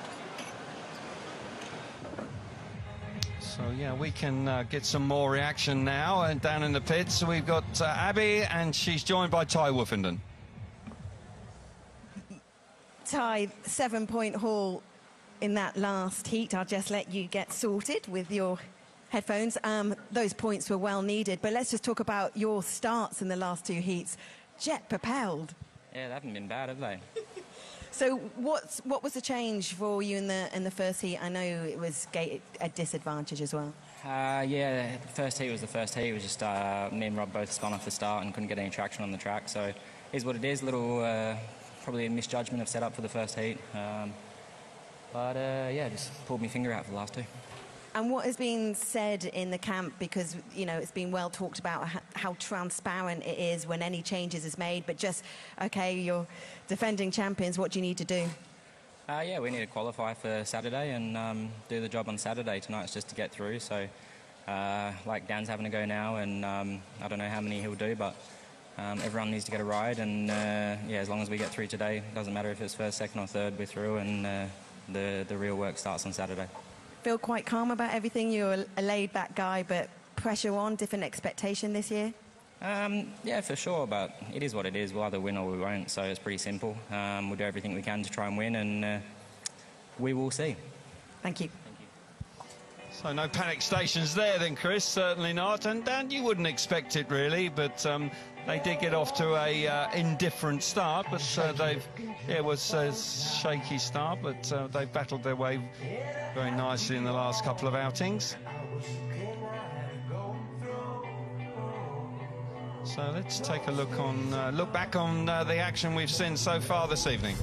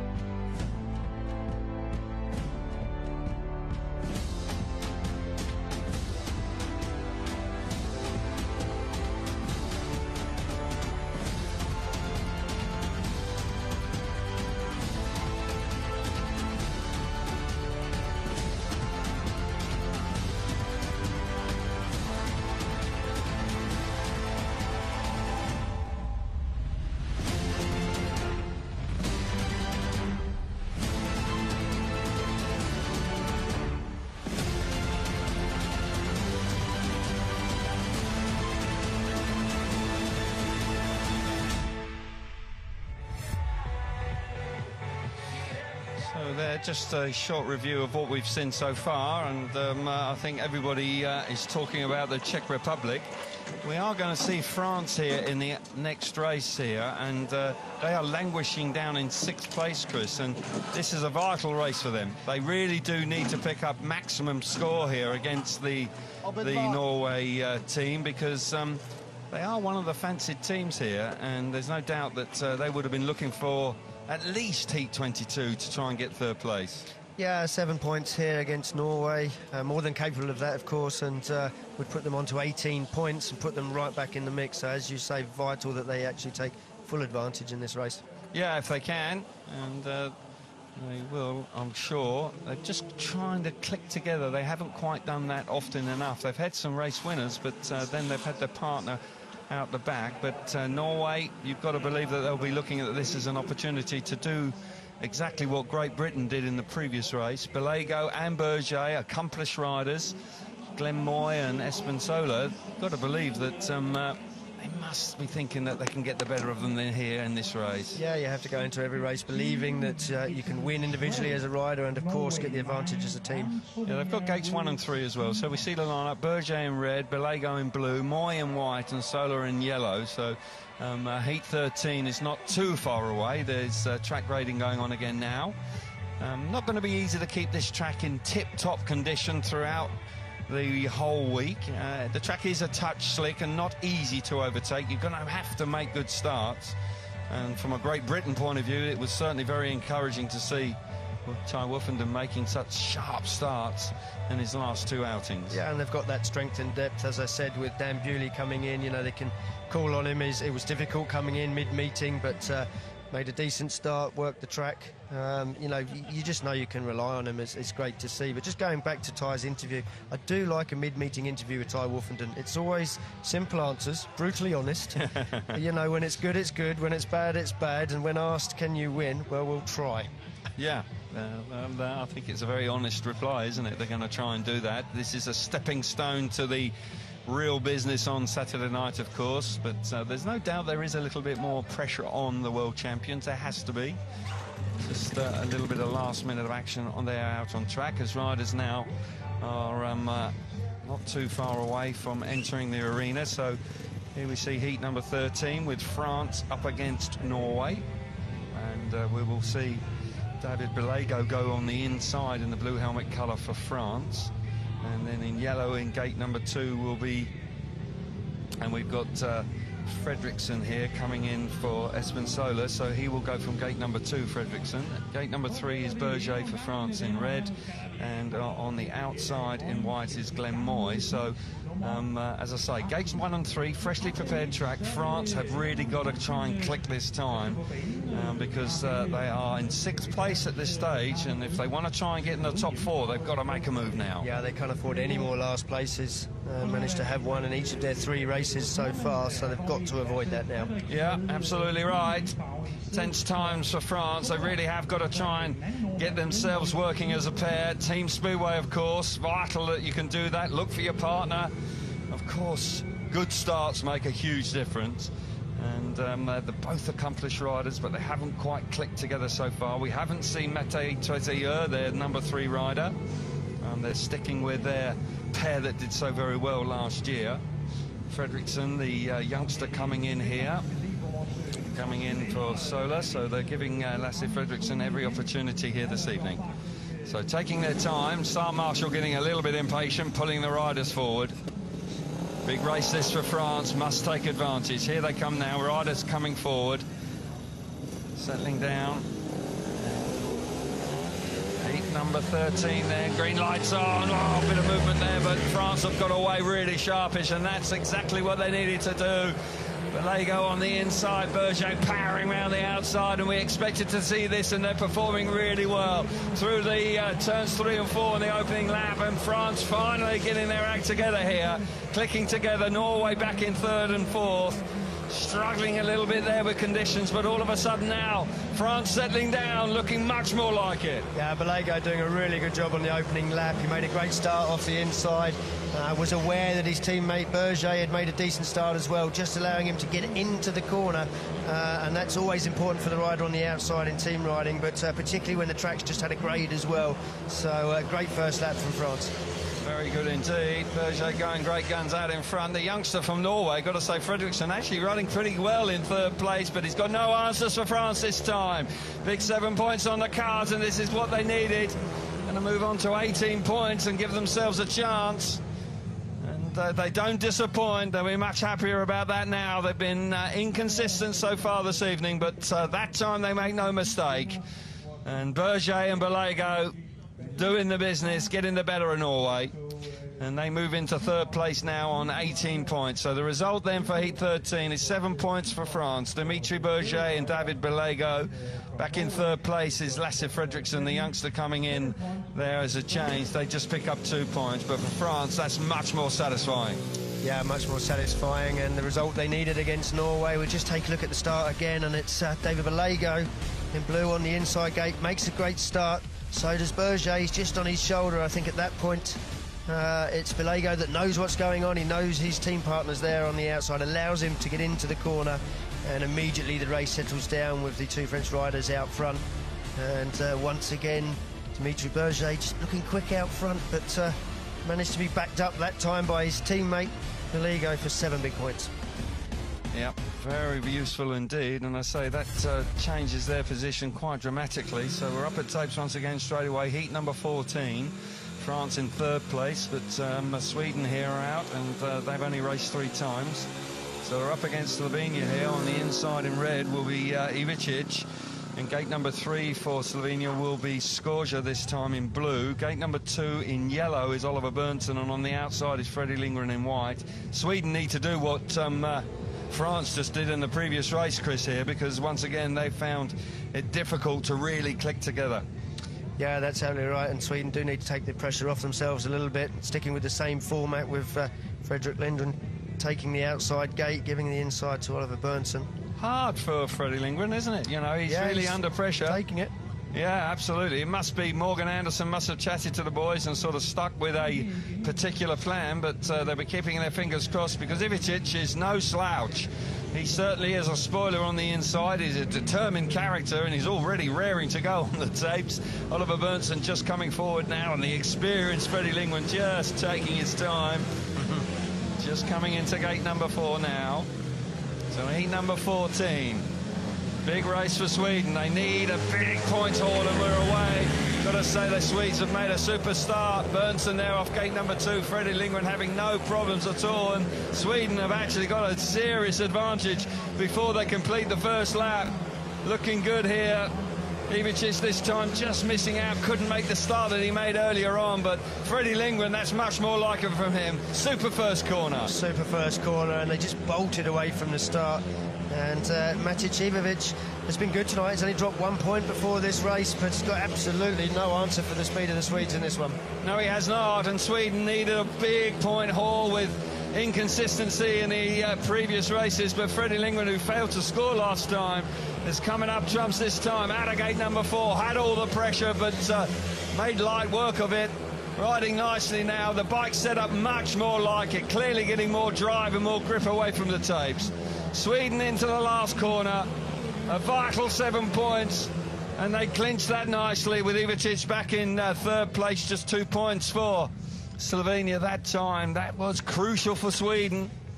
and they will move on to 22 points now as a result of that. That's a very handy 7 points, so it's all beginning to bunch up there now in the top 4, and that's what we were pretty much expecting to see. Freddie Lindgren and Oliver Berntsson, 7 points for them in Heat 14 and 2 points for Slovenia. But as I say, all of a sudden the big guns are really beginning to make their presence felt. Yeah, they're turning the screw, putting on the pressure, but it's still the Czech Republic that lead the way in a very commanding position with 25 points. Yeah, indeed. So there's no doubt about it. There's work to be done if you want to go straight through. The Czech Republic's been absolutely rock solid so far this evening. Yeah, they have, but it was Oliver Berntsson and Fredrik Lindgren just showing their class here. Fantastic starts, the pair of them. Absolutely bolted away from their gate positions. We were talking about gate positions before the race. Not sure how much of a hand Morgan Anderson played in their choices. Certainly worked in that one, though. It did indeed. Comfortable 7-point haul there for Sweden. They'll be delighted with that. And they're giving themselves a really good chance. And they move into second place after the result in the previous race. We've got the Czech Republic here coming out in heat number 15. And they will be up against the Italian team. Just having a look at Freddie Lindgren. You can see now Sweden moving into second place after 4 outings. And they'll be much happier about that. We've got Milik will go from the inside in red, and Jankovic will come away from gate number 3. Now we see Paco Castagna making his way out in white. I suspect he'll go from gate number 2. It would be a major surprise if he doesn't, to be honest. No, he's making his way forward to gate number 2. Yeah, that's probably the best place for him, and Tassari is yet to appear. Yeah, here he comes now, so he'll go from the outside for Italy in the yellow helmet colour. So Václav Milik on the inside, then Paco Castagna for Italy. Then you've got Jankovic in blue for the Czech Republic. This is another opportunity here, isn't it, Chris? They can move on to 32 points. They've got Sweden in their last race in Heat 18. Tough one for them. Yeah, but they may well be clear by then. They may not need anything. Exactly, you know, so all of a sudden this is, if they can get the maximum score here, they're going to put themselves in a very strong position as well. They've been really, really strong. They've had 2 7-point hauls already, so all of a sudden, here we go then, Heat 15. Czech Republic up against Italy, and away we go. Milik, oh, that's terrific from him, and Jankovic, the under-21 rider from the Czech Republic's there alongside his teammate. Look, Castagna! Castagna coming up the inside again, firing himself to the front. Superb stuff from Paco Castagna, and he's in the front, slams the door shut. Where did he find that grip from? That was a stunning first corner from Castagna, and all of a sudden the Czech Republic under pressure. Tell you what, Paco the Tash Castagna is really showing great track craft. He's got great throw control. He's under pressure now. Kovac rounding him up. We've seen so far tonight, he's got the speed. He just hasn't felt comfortable, but he's going quick now. Brilliant stuff from Jankovic, responding superbly well. Castagna now still holding the inside. We've got just over a lap to go. Václav Milik now beginning to put pressure on Castagna in second place. Searching for 7 points. He's gone too wide. That's really killed his opportunity, but 6 points nonetheless. A good point haul. Castagna coming back. One last chance, but Kovac hangs on. Smashing Speedway race there. Got to give a lot of credit to Castagna with that super move on the opening lap to take the Czech Republic by surprise. And he hangs on to second place, and Jankovic pleased. Got to say that 31 points, there's the result. Jankovic out in front, Václav Milik back in third place, 6 points for the Czech Republic, 2 for second place, excuse me, for Paco Castagna, and 3 points. A smashing ride from him. But the Czech Republic, once again, rock solid here tonight. Yeah, the Czech Republic once again super fast from the start. Paco Castagna not really getting the bike to go forward, and at the moment it's all about the Czech Republic, but that cutback gets his wheels in line nice and early, takes the shortest route, finds a little bit of virgin grip down there just by the curb. It was very, very tight. You can see the front wheel right over the curb. Later on in the race, on the second lap, comes under fire from Jankovic around the outside, just manages to generate that little bit of extra speed in the dirt, and a great ride.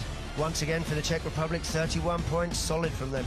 It is indeed, and they're looking good, maintaining their form throughout and really putting the pressure on the other teams. And now we've got Norway up against Great Britain here. And Great Britain in gates 2 and 4, with Norway on gates 1 and 3, with Fredriksson here. Lasse Fredriksson coming in for Glenmore. He'll go on the inside in the red helmet colour. Robert Lambert in the yellow helmet colour will come out of gate number 2 for Great Britain. We've got Esmond Sola. He'll come out of gate number 3 in blue, and Ty Woofenden from the outside in white. And this is a great opportunity for Great Britain to actually continue on scoring some big points. Another 7-point haul here, and all of a sudden they'll be looking strong behind the Czech Republic, and they really will have recovered very nicely. There you can see the lineup with Fredriksson, Sola, and Robert Lambert coming back into the lineup. Bewley being used in the previous race. Yeah, you've got to say once again, they've really got to be looking for 7 points in this one. Would take them. It would be a surprise. It would be a surprise if they don't here, Chris, wouldn't it? You've got to say. Absolutely. So here they come now, up to tapes, heat number 16. We're rapidly getting through this semi-final number 2. Speedway of Nations, of course, is a festival of speedway.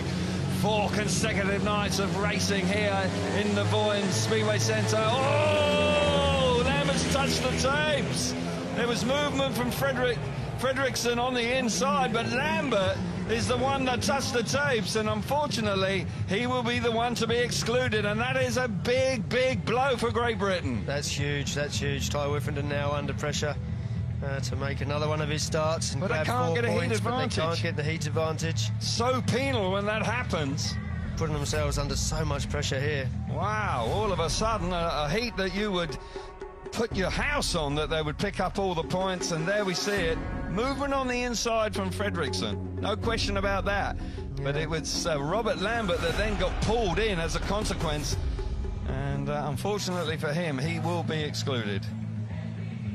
Wow, how much pressure have Team GV put themselves under? I would say unnecessarily. You're right, there was a little bit of movement from Lasse Fredriksson on the inside, but you have to cope with that, especially in these situations. Yeah, we're seeing this is almost deja vu. This is what kind of happened to Poland last night, where things just didn't quite go as smoothly as they would have liked. And all of a sudden, Great Britain possibly looking at Heat 22. You see Fredriksson there just moving there. Yeah, just moving a little bit. But that then sucks in the rider on gate number 2, Lambert. It's such a frustrating scenario, that. Yeah, yeah. And the tapes weren't actually held particularly long, so it's quite surprising to see that they were so keen to get away. I can understand it when there's a long pause with after the green light comes on. You know what that's like, Chris, don't you? You know, the guy alongside you moves, and it's a race you're expected to win, and all of a sudden, you twitch. And it was a tactic that I actually like to employ sometimes off the inside or outside gate. Yes, so we're having it confirmed now that Robert Lambert has been excluded, and there is a warning for Lasse Fredriksson, which is no surprise at all, but bitter disappointment for Lambert. He'll be really gutted about that. So riders now just making their way back up to tapes, but got a feel for Robert Lambert there. Tough moment for him, but he's going to have to put it behind him.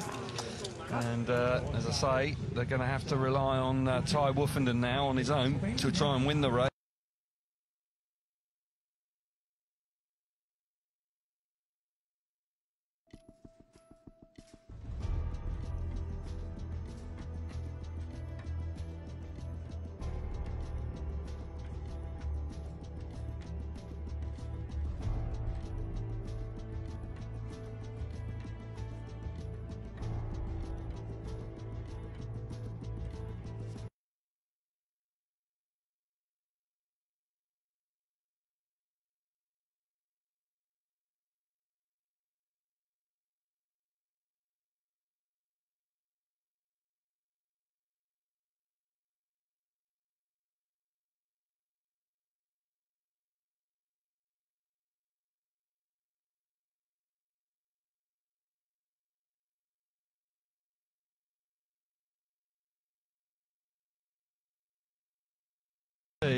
Woofenden coming back. Robert Lambert is going to have to put that.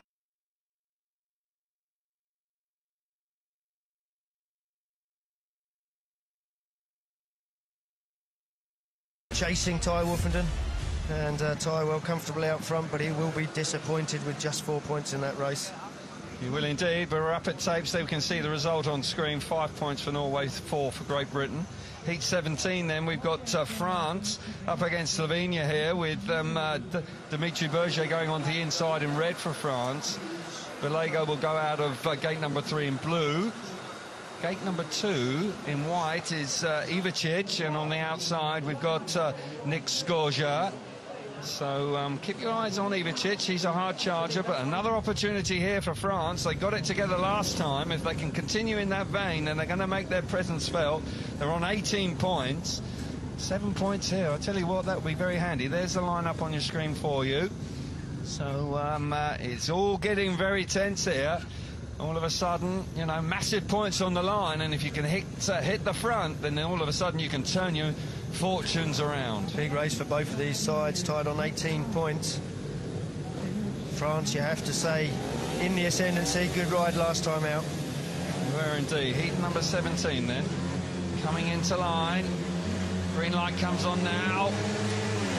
Here we go. Ivicic made a super start out of gate number 2. Wow, he really has got his trapping hand on there, and Skorja's there with him. Coming out of the first corner, Ivicic didn't know he was there and actually didn't help his teammate on the back straight. Got to say that Berger's up the inside with Belego at the back. Berger now coming through into second place. This doesn't really do enough for France. Ivicic out in front. Here comes Berger. What a move from Berger. Got the grip, got the drive. Fired himself to the front. Skorja's gone down. Ivicic is coming back at Berger with Belego back in third place. Yeah, tough lap that one, and Berger's now coming through as well. He's gone past Skorja. This is going to be a great result for France if he can stay in front. He's just moved Skorja out wide. Yes, he's going to do it. He's got himself in front. He has indeed. Berger now in front. He's joined by his teammate Belego. Terrific stuff for France. Exactly what they needed. It's been far from easy, that's for sure, because Ivicic has made them work overtime. But France get their second 7-point haul of the night. Started slowly, started inconsistently, but they've returned to form here. Really got their act together. And France now, all of a sudden, looking really good, moving on to, well, if my maths is correct, yeah, they move on to 25 points, so 7 points for them.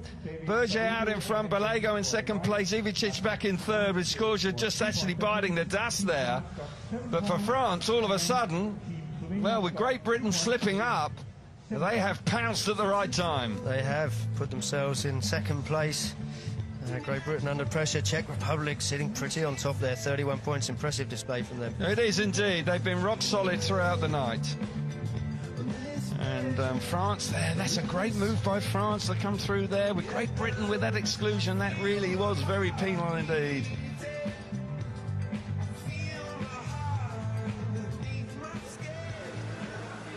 Well, you've got to say that Belego did have to work hard there, and he did come through, but nonetheless, they got the job done in the end. But Ivicic was once again terrifically fast away from the tapes, Chris. Yeah, but Berger just working the throttle up the inside. You can see there he's made a run up the inside on the opening lap. Didn't quite get the job done, but he just sticks to the inside.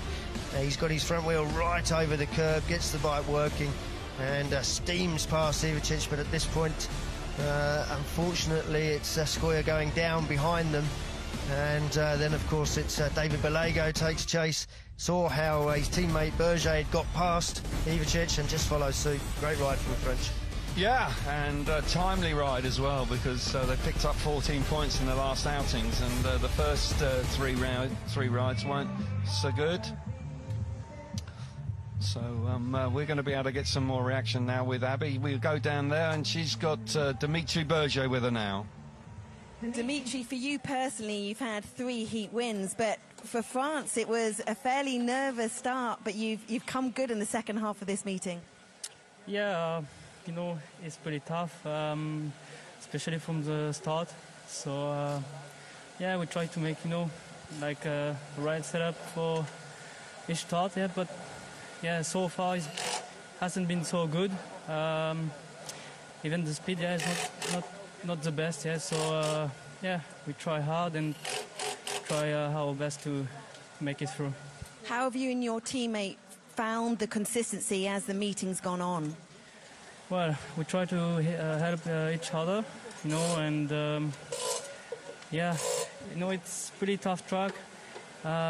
If you're behind, it's tough to pass, yeah, so you have to make a good start, and yeah, starters are not easy, yeah, so yeah, pretty tough meeting, but we knew it before. But yeah, we give our best until the end. Thank you. Thank you.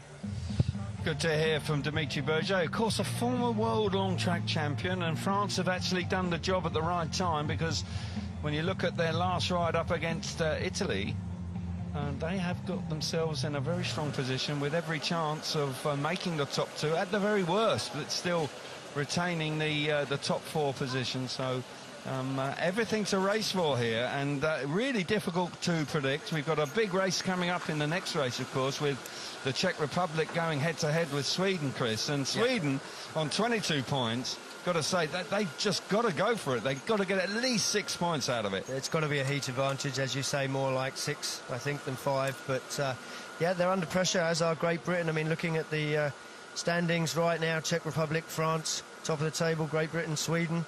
At the moment, battling and in that race-off position, which they really do not want to be in. So, once again, just like semi-final 1 last night, the form book pretty much going upside down, I would suggest. Yeah, it is, and it's unexpected. Often these semi-finals can be pretty straightforward, but here in the Vojens in 2022 in the Speedway of Nations, it's been anything but that. And 1 or 2 of the favourites, Poland last night, Great Britain this evening, just finding it a little harder than they expected. Here we see the Czech Republic boys just getting ready for their upcoming race, heat number 18, and this would possibly be their last race of the night. And a 7-point haul here against Sweden will see them through, and that will be a great job done. It will be. Fantastic job. And not easy against Sweden. Oliver Berntsen and Freddie Lindgren, we do believe there are no changes, and there wouldn't be at this stage. They've kept with the same pairing throughout, and Berntsen and Lindgren particularly last time looked much more like his old. So there's the lineup: Lindgren in red and Oliver Berntsen in blue, Vasav Milik in white and Jankovic in yellow. I'll try and update you as best I can which way round they go in gates 2 and 4 and 1 and 3 respectively. So yes, heat 18 is crunch time for Sweden, you've got to believe. Yeah, and you've got to say it's advantage Sweden, I think, going into this one. Inside gates could play vital immediately after a track grade. And as you rightly say, it'll be interesting to see how I've got a feeling they're going to stick to the format that they've used pretty much all night, with Fredrik Lindgren almost certainly, I think, going off gate 3. Yeah, and it would be, you know, they've sort of stuck to that plan. Morgan Anderson clearly feeling it. There's Freddie Lindgren. So good to see him back on the bike. You've got to fit. He's such a fit guy, and then to have got long COVID and then have issues with his lung capacity. He can't breathe as well as he would like. And I tell you, every time he's on the bike, it really is a struggle for Freddie. And he's done remarkably well to, although he's had a short break this season, just to maintain his racing this season. So we do hope moving forward that he can actually sort that out, because we're not quite seeing him at his best. No, we're not, and it's about the recovery period for Freddie. He just says that once he does one meeting, he takes a day or two to get over it, and but then after that, if he does 2 meetings on the trot, he really just takes a whole week or more to recover from it. So yeah, tough for him. Yeah, absolutely right. So, crunch race. It's Czech Republic, Sweden. It's all to play for, but I think Sweden, under the most pressure here, they want to try and avoid finishing 3rd or 4th and going to that qualifying race. And we can see there, Jankovic looks quite relaxed, really, going into this race, doesn't he? Yeah, he does, actually. They're having a good time, and that's great to see. You know, they are riding supremely well as a pair. Got to say, Kovac, as an under-21 rider, has done. And Vasav Milik, of course, always raises his game when he rides for the Czech Republic, and good to see him going well. But it's a stiffer task against Sweden here. And as you rightly say and point out, that gates 1 and 3 after the track grading could potentially be very important indeed. So with the Czech Republic on 31 and the Swedish team on 22, so the fact is that there's no doubt that Sweden are the ones that are really looking for 7 points here if they can manage it. And so here we go then with heat number 18. And so here we go. Heat 18. And as I say, this is crunch time for Sweden. We've got on the inside is Oliver Berntsen in blue. They're sticking with that plan, aren't they? They've got Berntsen on the inside. We've got for the Czech Republic, Václav Milik in white. And in gate number 2, Freddie Lindgren coming out of gate number 3 in red. And off the outside, Jan Kovac in yellow. So, yeah, as I say, with Sweden back in 4th place on 22 and an opportunity to force their way into the top 2. Yeah, Sweden have got to take advantage, I think, here after the track grade, having the inside gates. They've got a relatively easy race. They battle with Norway in their final heat in heat 21. You'd expect them to have a big point score there. Yeah, you would indeed. So this is a massive race in the context of the outcome of semi-final number 2, that's for sure. Czech Republic have done awfully well so far. At the very worst, they're going to pick up 2 points. Of course, on the evidence of their performances so far, they've been capable of much better than that. Milik is riding great, and Kovac, I've got to say, a rider that really is blossoming really nicely. So he'll be a busy boy if they do go straight through to the final, because he's going to be riding 3 consecutive nights on the same track. He's got the Under-21 Speedway of Nations tomorrow night, and of course then he'll be in the big final on Saturday as well. He's young, he'll be all right. Yeah, I'm sure he will be. He'll cope with that, no problem. So here we go then. Heat number 18, massive race for Sweden. What can they do? Gates 1 and 3, possibly an advantage. Settling down nicely. Green lights on, tapes are up and away we go. Berntsen's made a superstar from gate number 1. Milik hugs that inside and he follows him through. Freddie Lindgren went very, very wide there in the first corner, with Kovac also hampered by that move. There's no doubt that Berntsen was really quick away from gate number 1. Milik in 2nd place, but keep your eyes on Freddie Lindgren. He's going to work really hard now to put the pressure on Milik in 2nd place. Yeah, I like Morgan Anderson's idea, just sticking to a format that seems to be working reasonably well. Getting Berntsen out front off the inside gate, making Freddie work very hard, and he's up against Milik, who's got a lot of experience at the highest level, but he's making ground. He is indeed. Berntsen out in front. He's comfortable, looking good for a win. Here comes Lindgren now. Milik's gone wide. Tight going into turn 3. Turn 1, excuse me, on the last lap. Very tight indeed. Has he got any answers? Milik hanging on, a little untidy. Runs in tight. Now the outside swoop from Freddie Lindgren. Can he find the grip? Not quite. Just misses out. Just misses out there, but it's still 6 points, and that's handy for Sweden. Czech Republic, though, 3 points for them. They'll move on to 34, and that could be enough. That could well be enough for them to go straight to the final. Looks like it is, in truth. I think it is. Yeah, Jan Kovac celebrating down the back straight, so you've got to believe they knew something there. 6 points for Sweden. Oliver Berntsen winning, Freddie Lindgren back in 3rd. Czech Republic with 3 points, with Václav Milik in 2nd place. 34 points for the Czech Republic, and it's looking very likely that they are going straight to the big final on Saturday night. Yeah, great cracking stuff from the Czech Republic. Once again, the form book almost goes out the window, and once again, a decent start from Václav Milik, not quite getting across, and Oliver Berntsen making the most of having the inside gate. Once again, Fredrik Lindgren having to do the hard work from the back, and he chased and chased. He looked at the inside, he looked at the outside. You can see there Oliver Berntsen just looking over his right shoulder. It's all about the team, and he's looking out for Freddie Lindgren, who's not there. It's Milik. Yep. And he chased for 4 laps inside and out, just couldn't quite find the pace. Not quite finding the pace. So heat 19, where we've got a change here for the Great Britain team. We've got Jan Booley coming in once again. They have gates 1 and 3 here, and Booley will be on the inside for Great Britain in blue. Alongside him is Chech in white for Slovenia. And then Ty Wolfender will go out of gate number 3 in red for Great Britain. And I do believe it's Skorja off the outside in yellow. And I'm hoping so anyway. I can't quite see the number on his race jacket, but we'll soon see as they roar into the first corner, but I'm going to trust that it is Skorja there. No, it's not. Grimek. Grimek has come in there, so they've made a change here. Skorja is out, so the youngster Grimek, it's only 17, Grimek, and they have high hopes for him. So his 2nd opportunity this evening to have a race up against Great Britain, the world champions. Not that kind of the team manager to put them out against the #1 team in the world, but nonetheless, it's a valuable experience. It's exactly right. But for Great Britain, they are now in 4th place on 24 points. So 7 points here would see them leapfrog into 2nd place, which would be very handy indeed. So they will be very keen to do that. Bewley had a 2nd place first time, so they'll be looking to build on that. Gate 1 has worked well throughout the evening. Woofenden there, right up against the start marshal on gate number 3. Here we go then, heat number 19, and what about that from Ivičić? Fantastic start out of gate number 2. Really good stuff there. Dan Bewley in 2nd place with Ty Woofenden there, just slotting back into 3rd.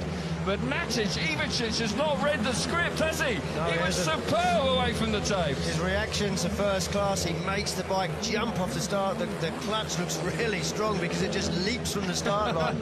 And the Brits are tripping over each other. They really need to have a game plan here. One of them has got to have a clear run on him. They have indeed. They're queuing up behind him with Ivičić under all sorts of pressure. Woofenden trying wide, awfully wide. Wheels in line, going to build a lot of speed down the back straight, looking for a way past. Roars into turns 3 and 4, ripping round the outside. Ivičić slams the door. Woofenden now back to the inside, makes it work. Dives into the Ivičić has run wide, and all of a sudden Great Britain have taken full advantage. Worked retreat there with Woofenden passing Ivičić. 7 massive points for the world champions. They finish in style. It's exactly what they needed. Really did need that, and they're going to move on to 31 points. Got to say, they needed that. They've had a hard time tonight. Hasn't worked out with the exclusion and a poor opening gambit against the Czech Republic in their opening ride. But all of a sudden, the result of Heat 19, 7 very valuable points for Great Britain. Ty Woofenden and Dan Bewley 1st and 2nd. Ivičić, a touch unfortunate. You've got to feel for him. Yeah, you do feel for him finishing in 3rd place. And Anzik Remek there just missing out this time. So 2 points for Slovenia. But that was a tough race for Great Britain, and they've had to work very hard tonight. Yeah, absolutely. Ivičić really making them work hard. That was a big move from Ty Woofenden because, you know, running up the inside, unsettling him and moving Ivičić out to the outside allowed Dan Bewley through. So that was a massive move. What about the start from Ivičić? That was absolutely jet-propelled. Yeah, he had to grab a handful of clutch because that thing just leapt off the start line. The clutch looked so strong it would scare me, Kelvin. I'm telling you. Maybe that's why he went to the first corner so fast. He was scared out of his wits. But certainly he made Great Britain work awfully hard here. Woofenden doing the business. And here's the move now. Great cut back to the inside. Great presence of mind. Unsettled Ivičić there. And Dan Bewley just realised all he got to do was follow his teammate Ty Woofenden around the inside for the big 7 points. And it was a big 7 points and a very big move from Ty Woofenden. It was indeed. And we're moving swiftly on now for heat number 20, and we see France, who have been in fine form recently. They'll go out of gates 2 and 4, and they're up against Italy off gates 1 and 3. Paco Castagna for Italy in red off the inside. They've got Dimitri Berger for France out of gate number 2 in white. Tessari will go from gate number 3 in blue, and off the outside for France is David Bellego. And France are in a position. Yeah, 7 points would take them above Great Britain. It would indeed. So this is a great opportunity after a poor start from France, where they really just couldn't click together at all. They have come on strong in their last 2 outings with 14 points in their last 2 outings. So a wonderful opportunity here for France, who rode so very well last year. And they have got an opportunity potentially to go straight through to the final. So a massive opportunity here for Berger and Bellego. Heat number 20 all the way, and the French pair have made a super start. Berger in particular has made a smashing start. Looks for his partner coming off the first corner, but Paco Castagna's there. Bellego now coming roaring around the outside. Berger got to be aware of it. So look at Castagna pushing hard, really hard. You can throw a blanket over the first 3, that's for sure. Bellego having to work so very hard. He could do with Berger just easing off a bit, because he's making him work really, really hard on the outside. This time maybe he'll be aware of it. Yes, he has a look. Needs to slow down just a touch. But they're out in front, and France looking like they're going to get 3 consecutive 7-point hauls. But I tell you what, Berger is still making Bellego work so very hard. Out in front, but making very, very hard work of this. And Berger, if he'd have given Paco Castagna just another couple of inches on that first lap, I think Paco probably would have overtaken them both. But this is another 7-point haul for France. Big 7 points. Massive 7 points for France, and they're going to move on to 32 points. And what a response from that team. Started really indifferently earlier on this evening, but they finished with a rattle. Maximum points in their final 3 outings. And you've got to say that that was great work from them, and they are putting massive pressure on Great Britain and Sweden. So you've got to believe that now all of a sudden it's looking like France and Czech Republic are going to go straight through to the final. The result then for heat number 20 is France on 7 points with Berger and Balago, and Italy picking up the 2 points with Paco Castagna. Yeah, Sweden just need 5 points against Norway. You would expect them to do that. Yes, France still, though, with a chance of doing it, but nonetheless they've done remarkably well after an indifferent start, Chris. Yeah, absolutely. It was an indifferent start. They seem to have got themselves together, and Berger having a look there for his teammate, but Paco Castagna is just giving them all the pressure he can. He's been enjoying himself tonight. It's been a bit of a one-man show for Italy. With Paco Castagna there, he almost had the opportunity to sneak up the inside both French riders, but he doesn't quite get there. And the race sort of settles down, but I tell you what, France need to work on their team riding. Berger just needed to let yeah, it wasn't easy for Balago, was it? No. He had to work overtime throughout the 4 laps. So we're up to heat 21 then, and we've got Norway up against Sweden here. Norway on gates 1 and 3. And we've got Espen Solo there. He'll go from the inside in blue. Alongside him is Oliver Berntsson in yellow for Sweden. We've got then Lasse Fredriksson coming out of gate number 3 in red, and then Freddie Lindgren going from the outside in white. And this is Sweden's opportunity, as you rightly pointed out, Chris. 5 points here will see them through directly into the final with 33 points. So got to believe that they have every opportunity. There's the lineup on your screen: Fredriksson, Sola, Lindgren and Berntsson. And Lindgren and Berntsson, they've stuck to the same plan. They've kept Freddie on the outside, with Berntsson taking the inside gates throughout the night. We saw Russia do that to great effect in the first 3 stagings of the Speedway of Nations.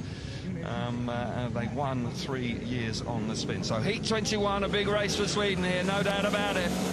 Can they go straight into the final? Oh, movement on the start there, but Berntsson's made an absolutely stunning start. Out of gate number 2, Freddie Lindgren's there on the outside. Needs to have a look, he does. But they're under pressure there. But Freddie Lindgren now beginning to stamp his authority on that 2nd place, no doubt about that. Sola there back in 3rd place, Fredriksson out the back, but this is exactly what they needed. And this is really going to seal the deal for Sweden here. They are comfortable out in front, 7 points on the card. And I've got to say that one of the big hitters now, looking like they're going to join the Czech Republic and go straight to the final on Saturday. Yeah, it looks like Great Britain and France to race the qualifying race, but Oliver Berntsson has been off the inside gates all night, and Fredrik Lindgren's had to do all of the work behind him. But I've got to say, hats off to Oliver Berntsson. He's made some great starts. Yeah, he has indeed. He was really sharp away from the tapes, and they performed when they really needed it here in semi-final number 2. Heat number 21 is all about Sweden, and they're in the final. Job done for Team Sweden. Congratulations to them. Czech Republic there already, so 1st and 2nd on the night. Sweden actually winning on the night, coming through with 35 points. The Czech Republic back on 34. So those 2 teams are through. Terrific effort from both those 2 sides. Sweden on 7 points, Berntsson and Lindgren 1st and 2nd. Sola back in 3rd on 2, so Norway coming in as a last-minute replacement. Well, you've got to give them credit for getting here and doing the very best they can. But for Team Sweden, that was an excellent job. Yeah, Sweden, a little bit like Australia last night. They haven't been spectacular, but they've been workmanlike, and they've just built on the meeting all the way through. They have indeed. So there you can see it. Sweden and Czech Republic through to the finals on Saturday. And we've got one big race to come between France and Great Britain, and the last chance qualifier. A race that you would rather avoid if at all possible. Well, another super night, and once again, all sorts of twists and turns here. But Sweden, one of the fancied nations, really getting it right when they needed to. Yeah, they did. And once again, Sola in this race was mixing it for a couple of laps, but no mistakes from Sweden. Oliver Berntsson just bolted away from the start. It wasn't a bad start from Freddie Lindgren off the outside gate either. Had to work a little bit harder than he would want to on the 1st lap. but once they hit the front, Sweden had it all their own way, go straight to the top of the pile. A little bit of pressure on that race, but they got the job done. It did indeed. And so now we're looking forward to Heat 22, where France are in 3rd place, so they will have the first choice of gates, potentially an advantage. Yeah, and it would be a massive surprise if they don't take gates 1 and 3 in that.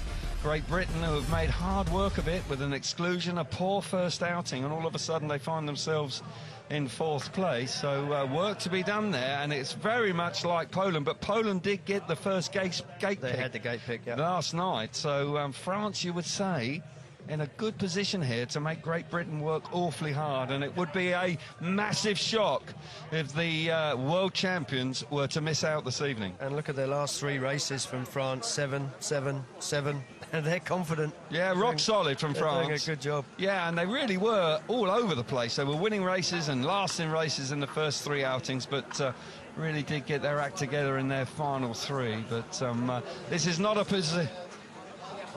position that any team manager really wants to be in. We can reflect on some highlights of what we've seen so far, so enjoy them with us now.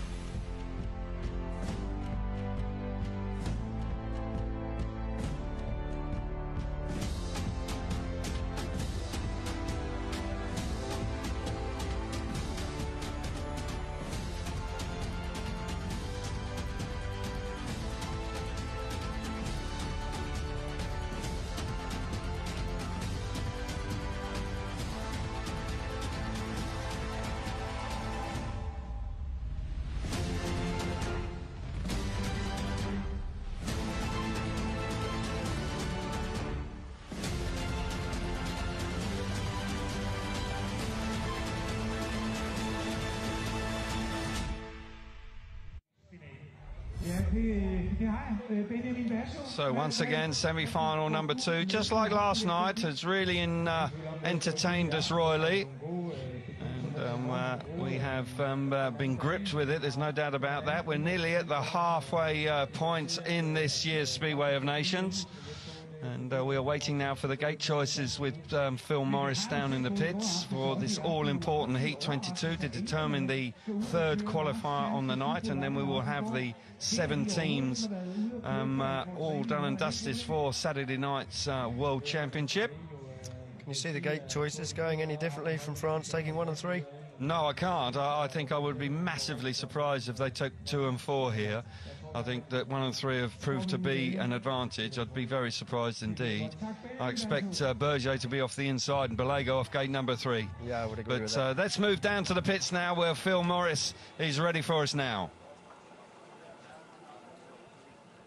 So in the 3rd and 4th playoff race, first choice will be with France. Laurent Sambere, please select your colour and your riders. Yeah, the white and yellow.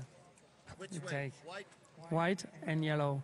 So white for Dimitri Berger and yellow for David Beligo. Well, that is a surprise. Yes. I wasn't expecting that at all, but I've obviously discussed it. And the 4th place team, and to select the colour of the riders, please select which riders will be in which position. Ty Wolfen in red, Dan Bewley blue. Thank you, and good luck, guys. Okay, so Dan Bewley coming in here to the all-important Heat 22 off gates 1 and 3. We've got Wolfenden off the inside in red. We've got Berger off of gate 2 in white. Bewley will go off of gate number 3 in blue, and Balago will go off the outside. I'm struggling to come to terms with that decision from France. I am. I don't have an answer for you, Kelvin, I'm sorry. Okay, so we may prove to be entirely wrong, but that does appear to have given some advantage back to the Great Britain team. Would be interesting to know the thought process there a little bit, but they may prove us to be absolutely wrong, and 2 and 4 prove to be the places to be. France have done so very well in the last 3 outings, maximum scores every time, given themselves this opportunity of making their 2nd final of the Speedway of Nations. Simon, instead they're looking a touch tense, Chris, because these are moments that all of a sudden, Great Britain team, the world champions, having to go through the last chance qualifier. Yes, we saw it last night with Rafael Tobruk. We actually managed to get an interview with him just at this point. And, yeah, he really did look nervous, quite rightly. So let's get down to Abby now. She's got Simon Stead with her. Simon, nervous times, but a slight surprise, was it for you, on the gate joist that France took? Not really, actually. They made a really good start off 2 and 4 in their last one, so obviously feel pretty confident that. Actually, I was quite happy that we didn't have a choice because nothing else has gone right tonight. So all on this race, so we know what we've got to do. Just got to get some points on the board and make it enough to qualify for Saturday. And deciding on Dan Bewley over Robert Lambert? Look, it's just a team decision. We made it together. We've done what we feel is right for the team to try and give us the best chances possible to make it through. So we've played all our cards, so fingers crossed now. Fingers crossed, good luck. Thanks. Well, that was pretty much answered the question there, with Simon Stead actually pointing out that France actually did well from gates 2 and 4 in their last ride, but I'm still nonetheless up against such quality opposition. I don't know. Ty Woofenden, gate 1. Yeah, I hope it isn't a mistake. But here we go then, the final qualifier, heat number 22 of semi-final number 2. Moments away. We've had terrific Speedway. There you see Woofenden in red, Dan Bewley in blue, Berger in white and Balago in yellow. He'll go off the outside. So a massive race for both countries, but you suggest for the world champions, this is absolutely vital here to get it right. Just need second and third, and that will put you in the final, of course. So Woofenden on the inside, as we know, and they've handed that, the French have handed that to him. Not sure that's wise, but we will see. So Berger will go out of gate number 2 in white, and Balago on the outside. Bewley just taking his time to come up to number 3. Must have been a temptation to go back with Lambert, but clearly sticking and keeping faith with Dan. Yeah, Dan, you know, he's been in such fine form all season, really. He's just learned so much from the Grand Prix, gained in confidence. He's a relaxed character. That may be part of the thinking. You know, I don't think a race like this is going to faze him. But you know, the 2 guys, Grand Prix stars, off the inside of their opposition, you've only got to think that if they can just make it level, then it's advantage Team GB. It is indeed. So we will wait and see if these decisions are proven to be right. But nonetheless, heat 22 is sudden death. A heat that ideally you would want to avoid if at all possible, no doubt about that. But France have battled their way back after a poor start. The same can be said for Great Britain, with just 2 points in their opening outing against the Czech Republic. Czech Republic a little bit like Finland, not quite as dramatic, but the Czech Republic have been a surprise package tonight, doing sterling work. But the world champions here, under pressure. Bewley taking his time. He's doing some overwork there on the gardening stakes, getting his rut ready. I can't say I blame him, the pressure's on. It is indeed. Wants to get it right. He does indeed. They want to get through to the final. Similar scenario to Poland, who had gates 1 and 3 last night, and they made it work. So here we go, heat 22, last race of the night, and we're away. Woofenden's made a superb start on the inside. Bewley's there alongside him. Berger trying to keep up the inside, but Bewley roaring around the outside. Woofenden allow him to come around the outside. The ideal scenario, Woofenden holding nicely, holding firm, realised his teammate was there. Superb bit of team riding there from Ty Woofenden and the Great Britain team. They're away, and if they stay like this, they'll be in the final. Woofenden so aware of what was going on that first lap, absolutely knew that he'd got to give Dan Bewley all the room he needed to wind it up going into turn 3, gets him around the outside, happy just to sit back and watch his teammate enjoying himself out front. Bewley firing away out in front, loves that outside line, really looking silky smooth. Woofenden playing his part superbly well in the early part of the race. Great Britain taking full advantage of gates 1 and 3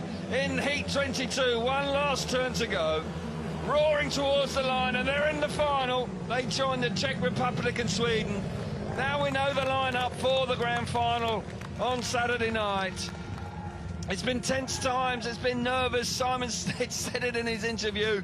Nothing really has gone to plan this evening, but when the chips were down in heat 22, Great Britain came through in flying colours. There it is, 7 massive points for Great Britain. They go to the final. Got a feel for France. They really did work so hard, but possibly a mistake they're choosing gates 2 and 4 in the last race for Dimitri Berger and Balego. Yeah, great race from Great Britain. Great first lap from Ty Woofenden. You've got to hand it to Dan Bewley. He hasn't had too much opportunity, a couple of races prior to that, but when he was called upon in a big pressure race, he absolutely delivered the result we needed.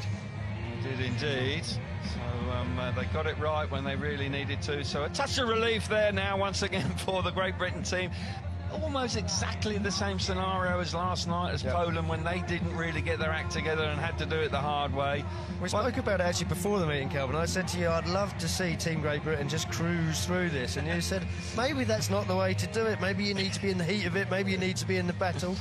Did you have a team talk earlier? Well, possibly, but I do believe actually a race like that will actually just free them up a bit. They will be relieved. They've had to work hard. They've been under huge pressure, and they've come through in the end. Not ideal, of course, but nonetheless, they have managed to do it. But we'll see that start again in Heat 22. Yeah, the opening lap really about Ty Woofenden. You can see he looks across his right shoulder, not even halfway on the way to the corner. He realises Dan has made a good enough start. He realised he was on the outside. He gave him all the room he needed to be comfortable to enter turn 3 with the bike revving probably at about 10,000 RPMs. And just gave him the space to feel comfortable, get around the outside. He's so aware, Ty, there. He's looked 3 or 4 times before they even get to turn 3. Great stuff. So there we go. Great Britain through. They joined Sweden and the Czech Republic. Denmark, of course, was seeded through. So we can now look forward to the next 2 days, with the Speedway of Nations 2 tomorrow night, the opportunity for the under-21s to be crowned. There we see it, and that's tomorrow night at 7 o'clock, where it's a great occasion for the youngsters to try and win their gold medal for their countries, and we're very much looking forward to that. And of course the big final on Saturday night, the Speedway of Nations final, where we will see all the grand nations going head-to-head and who will come out on top. So now we will see the presentations of the teams.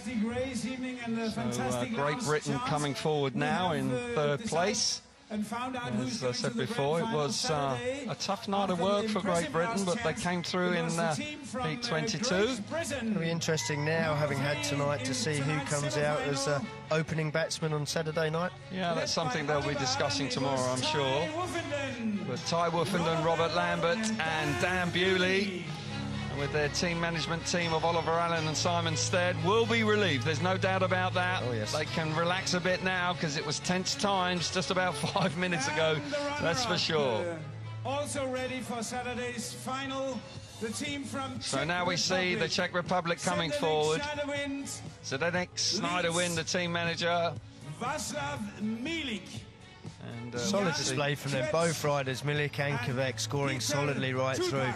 Yeah, and they kept with the same 2 throughout the night, with Shorpak not actually getting a ride this evening, but sterling work. They really were superb throughout the evening.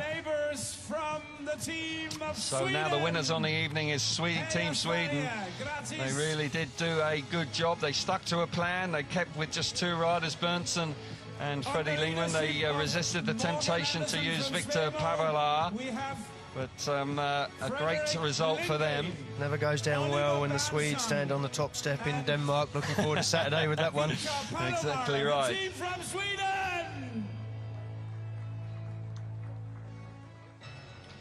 So there's the 3 qualifiers on the night. Now we see the supporters coming forward to give them each team their ticket to the grand final. So the first one will be for Team Great Britain. Large though, it's not going to fit in your wallet, are they? No, slightly awkward. Struggle to get it in the back of the car. But hopefully it will be valid for Saturday night. So second place is the Czech Republic. They will get their ticket now. Terrific effort from them. A little like Finland. That was a great effort from Finland last night. And the Czech Republic, well, yep, not a massive surprise to see them qualify, but a great effort nonetheless. Also from Sweden. And congratulations to Sweden when they received their ticket now for Saturday night's grand event. Superb effort from Team Sweden. So congratulations to all three teams. We will see them on Saturday evening. Two smashing semi-finals we've witnessed here. And to be honest, I'm looking forward to the under-21s tomorrow night, Chris, but the grand final on Saturday is really a treat, and I can't wait. Yeah, two fantastic meetings we've got to look forward to tomorrow night. Speedway of Nations 2, the youngsters, we saw them in Prague, their opening round for the SGP2, and they are going to be giving it everything. But then, of course, the big climax on Saturday night. Yeah, can't wait. Thank you very much for watching. We've had two superb efforts so far, and there's no doubt that we can't wait for the upcoming action on Friday and Saturday. Join us then.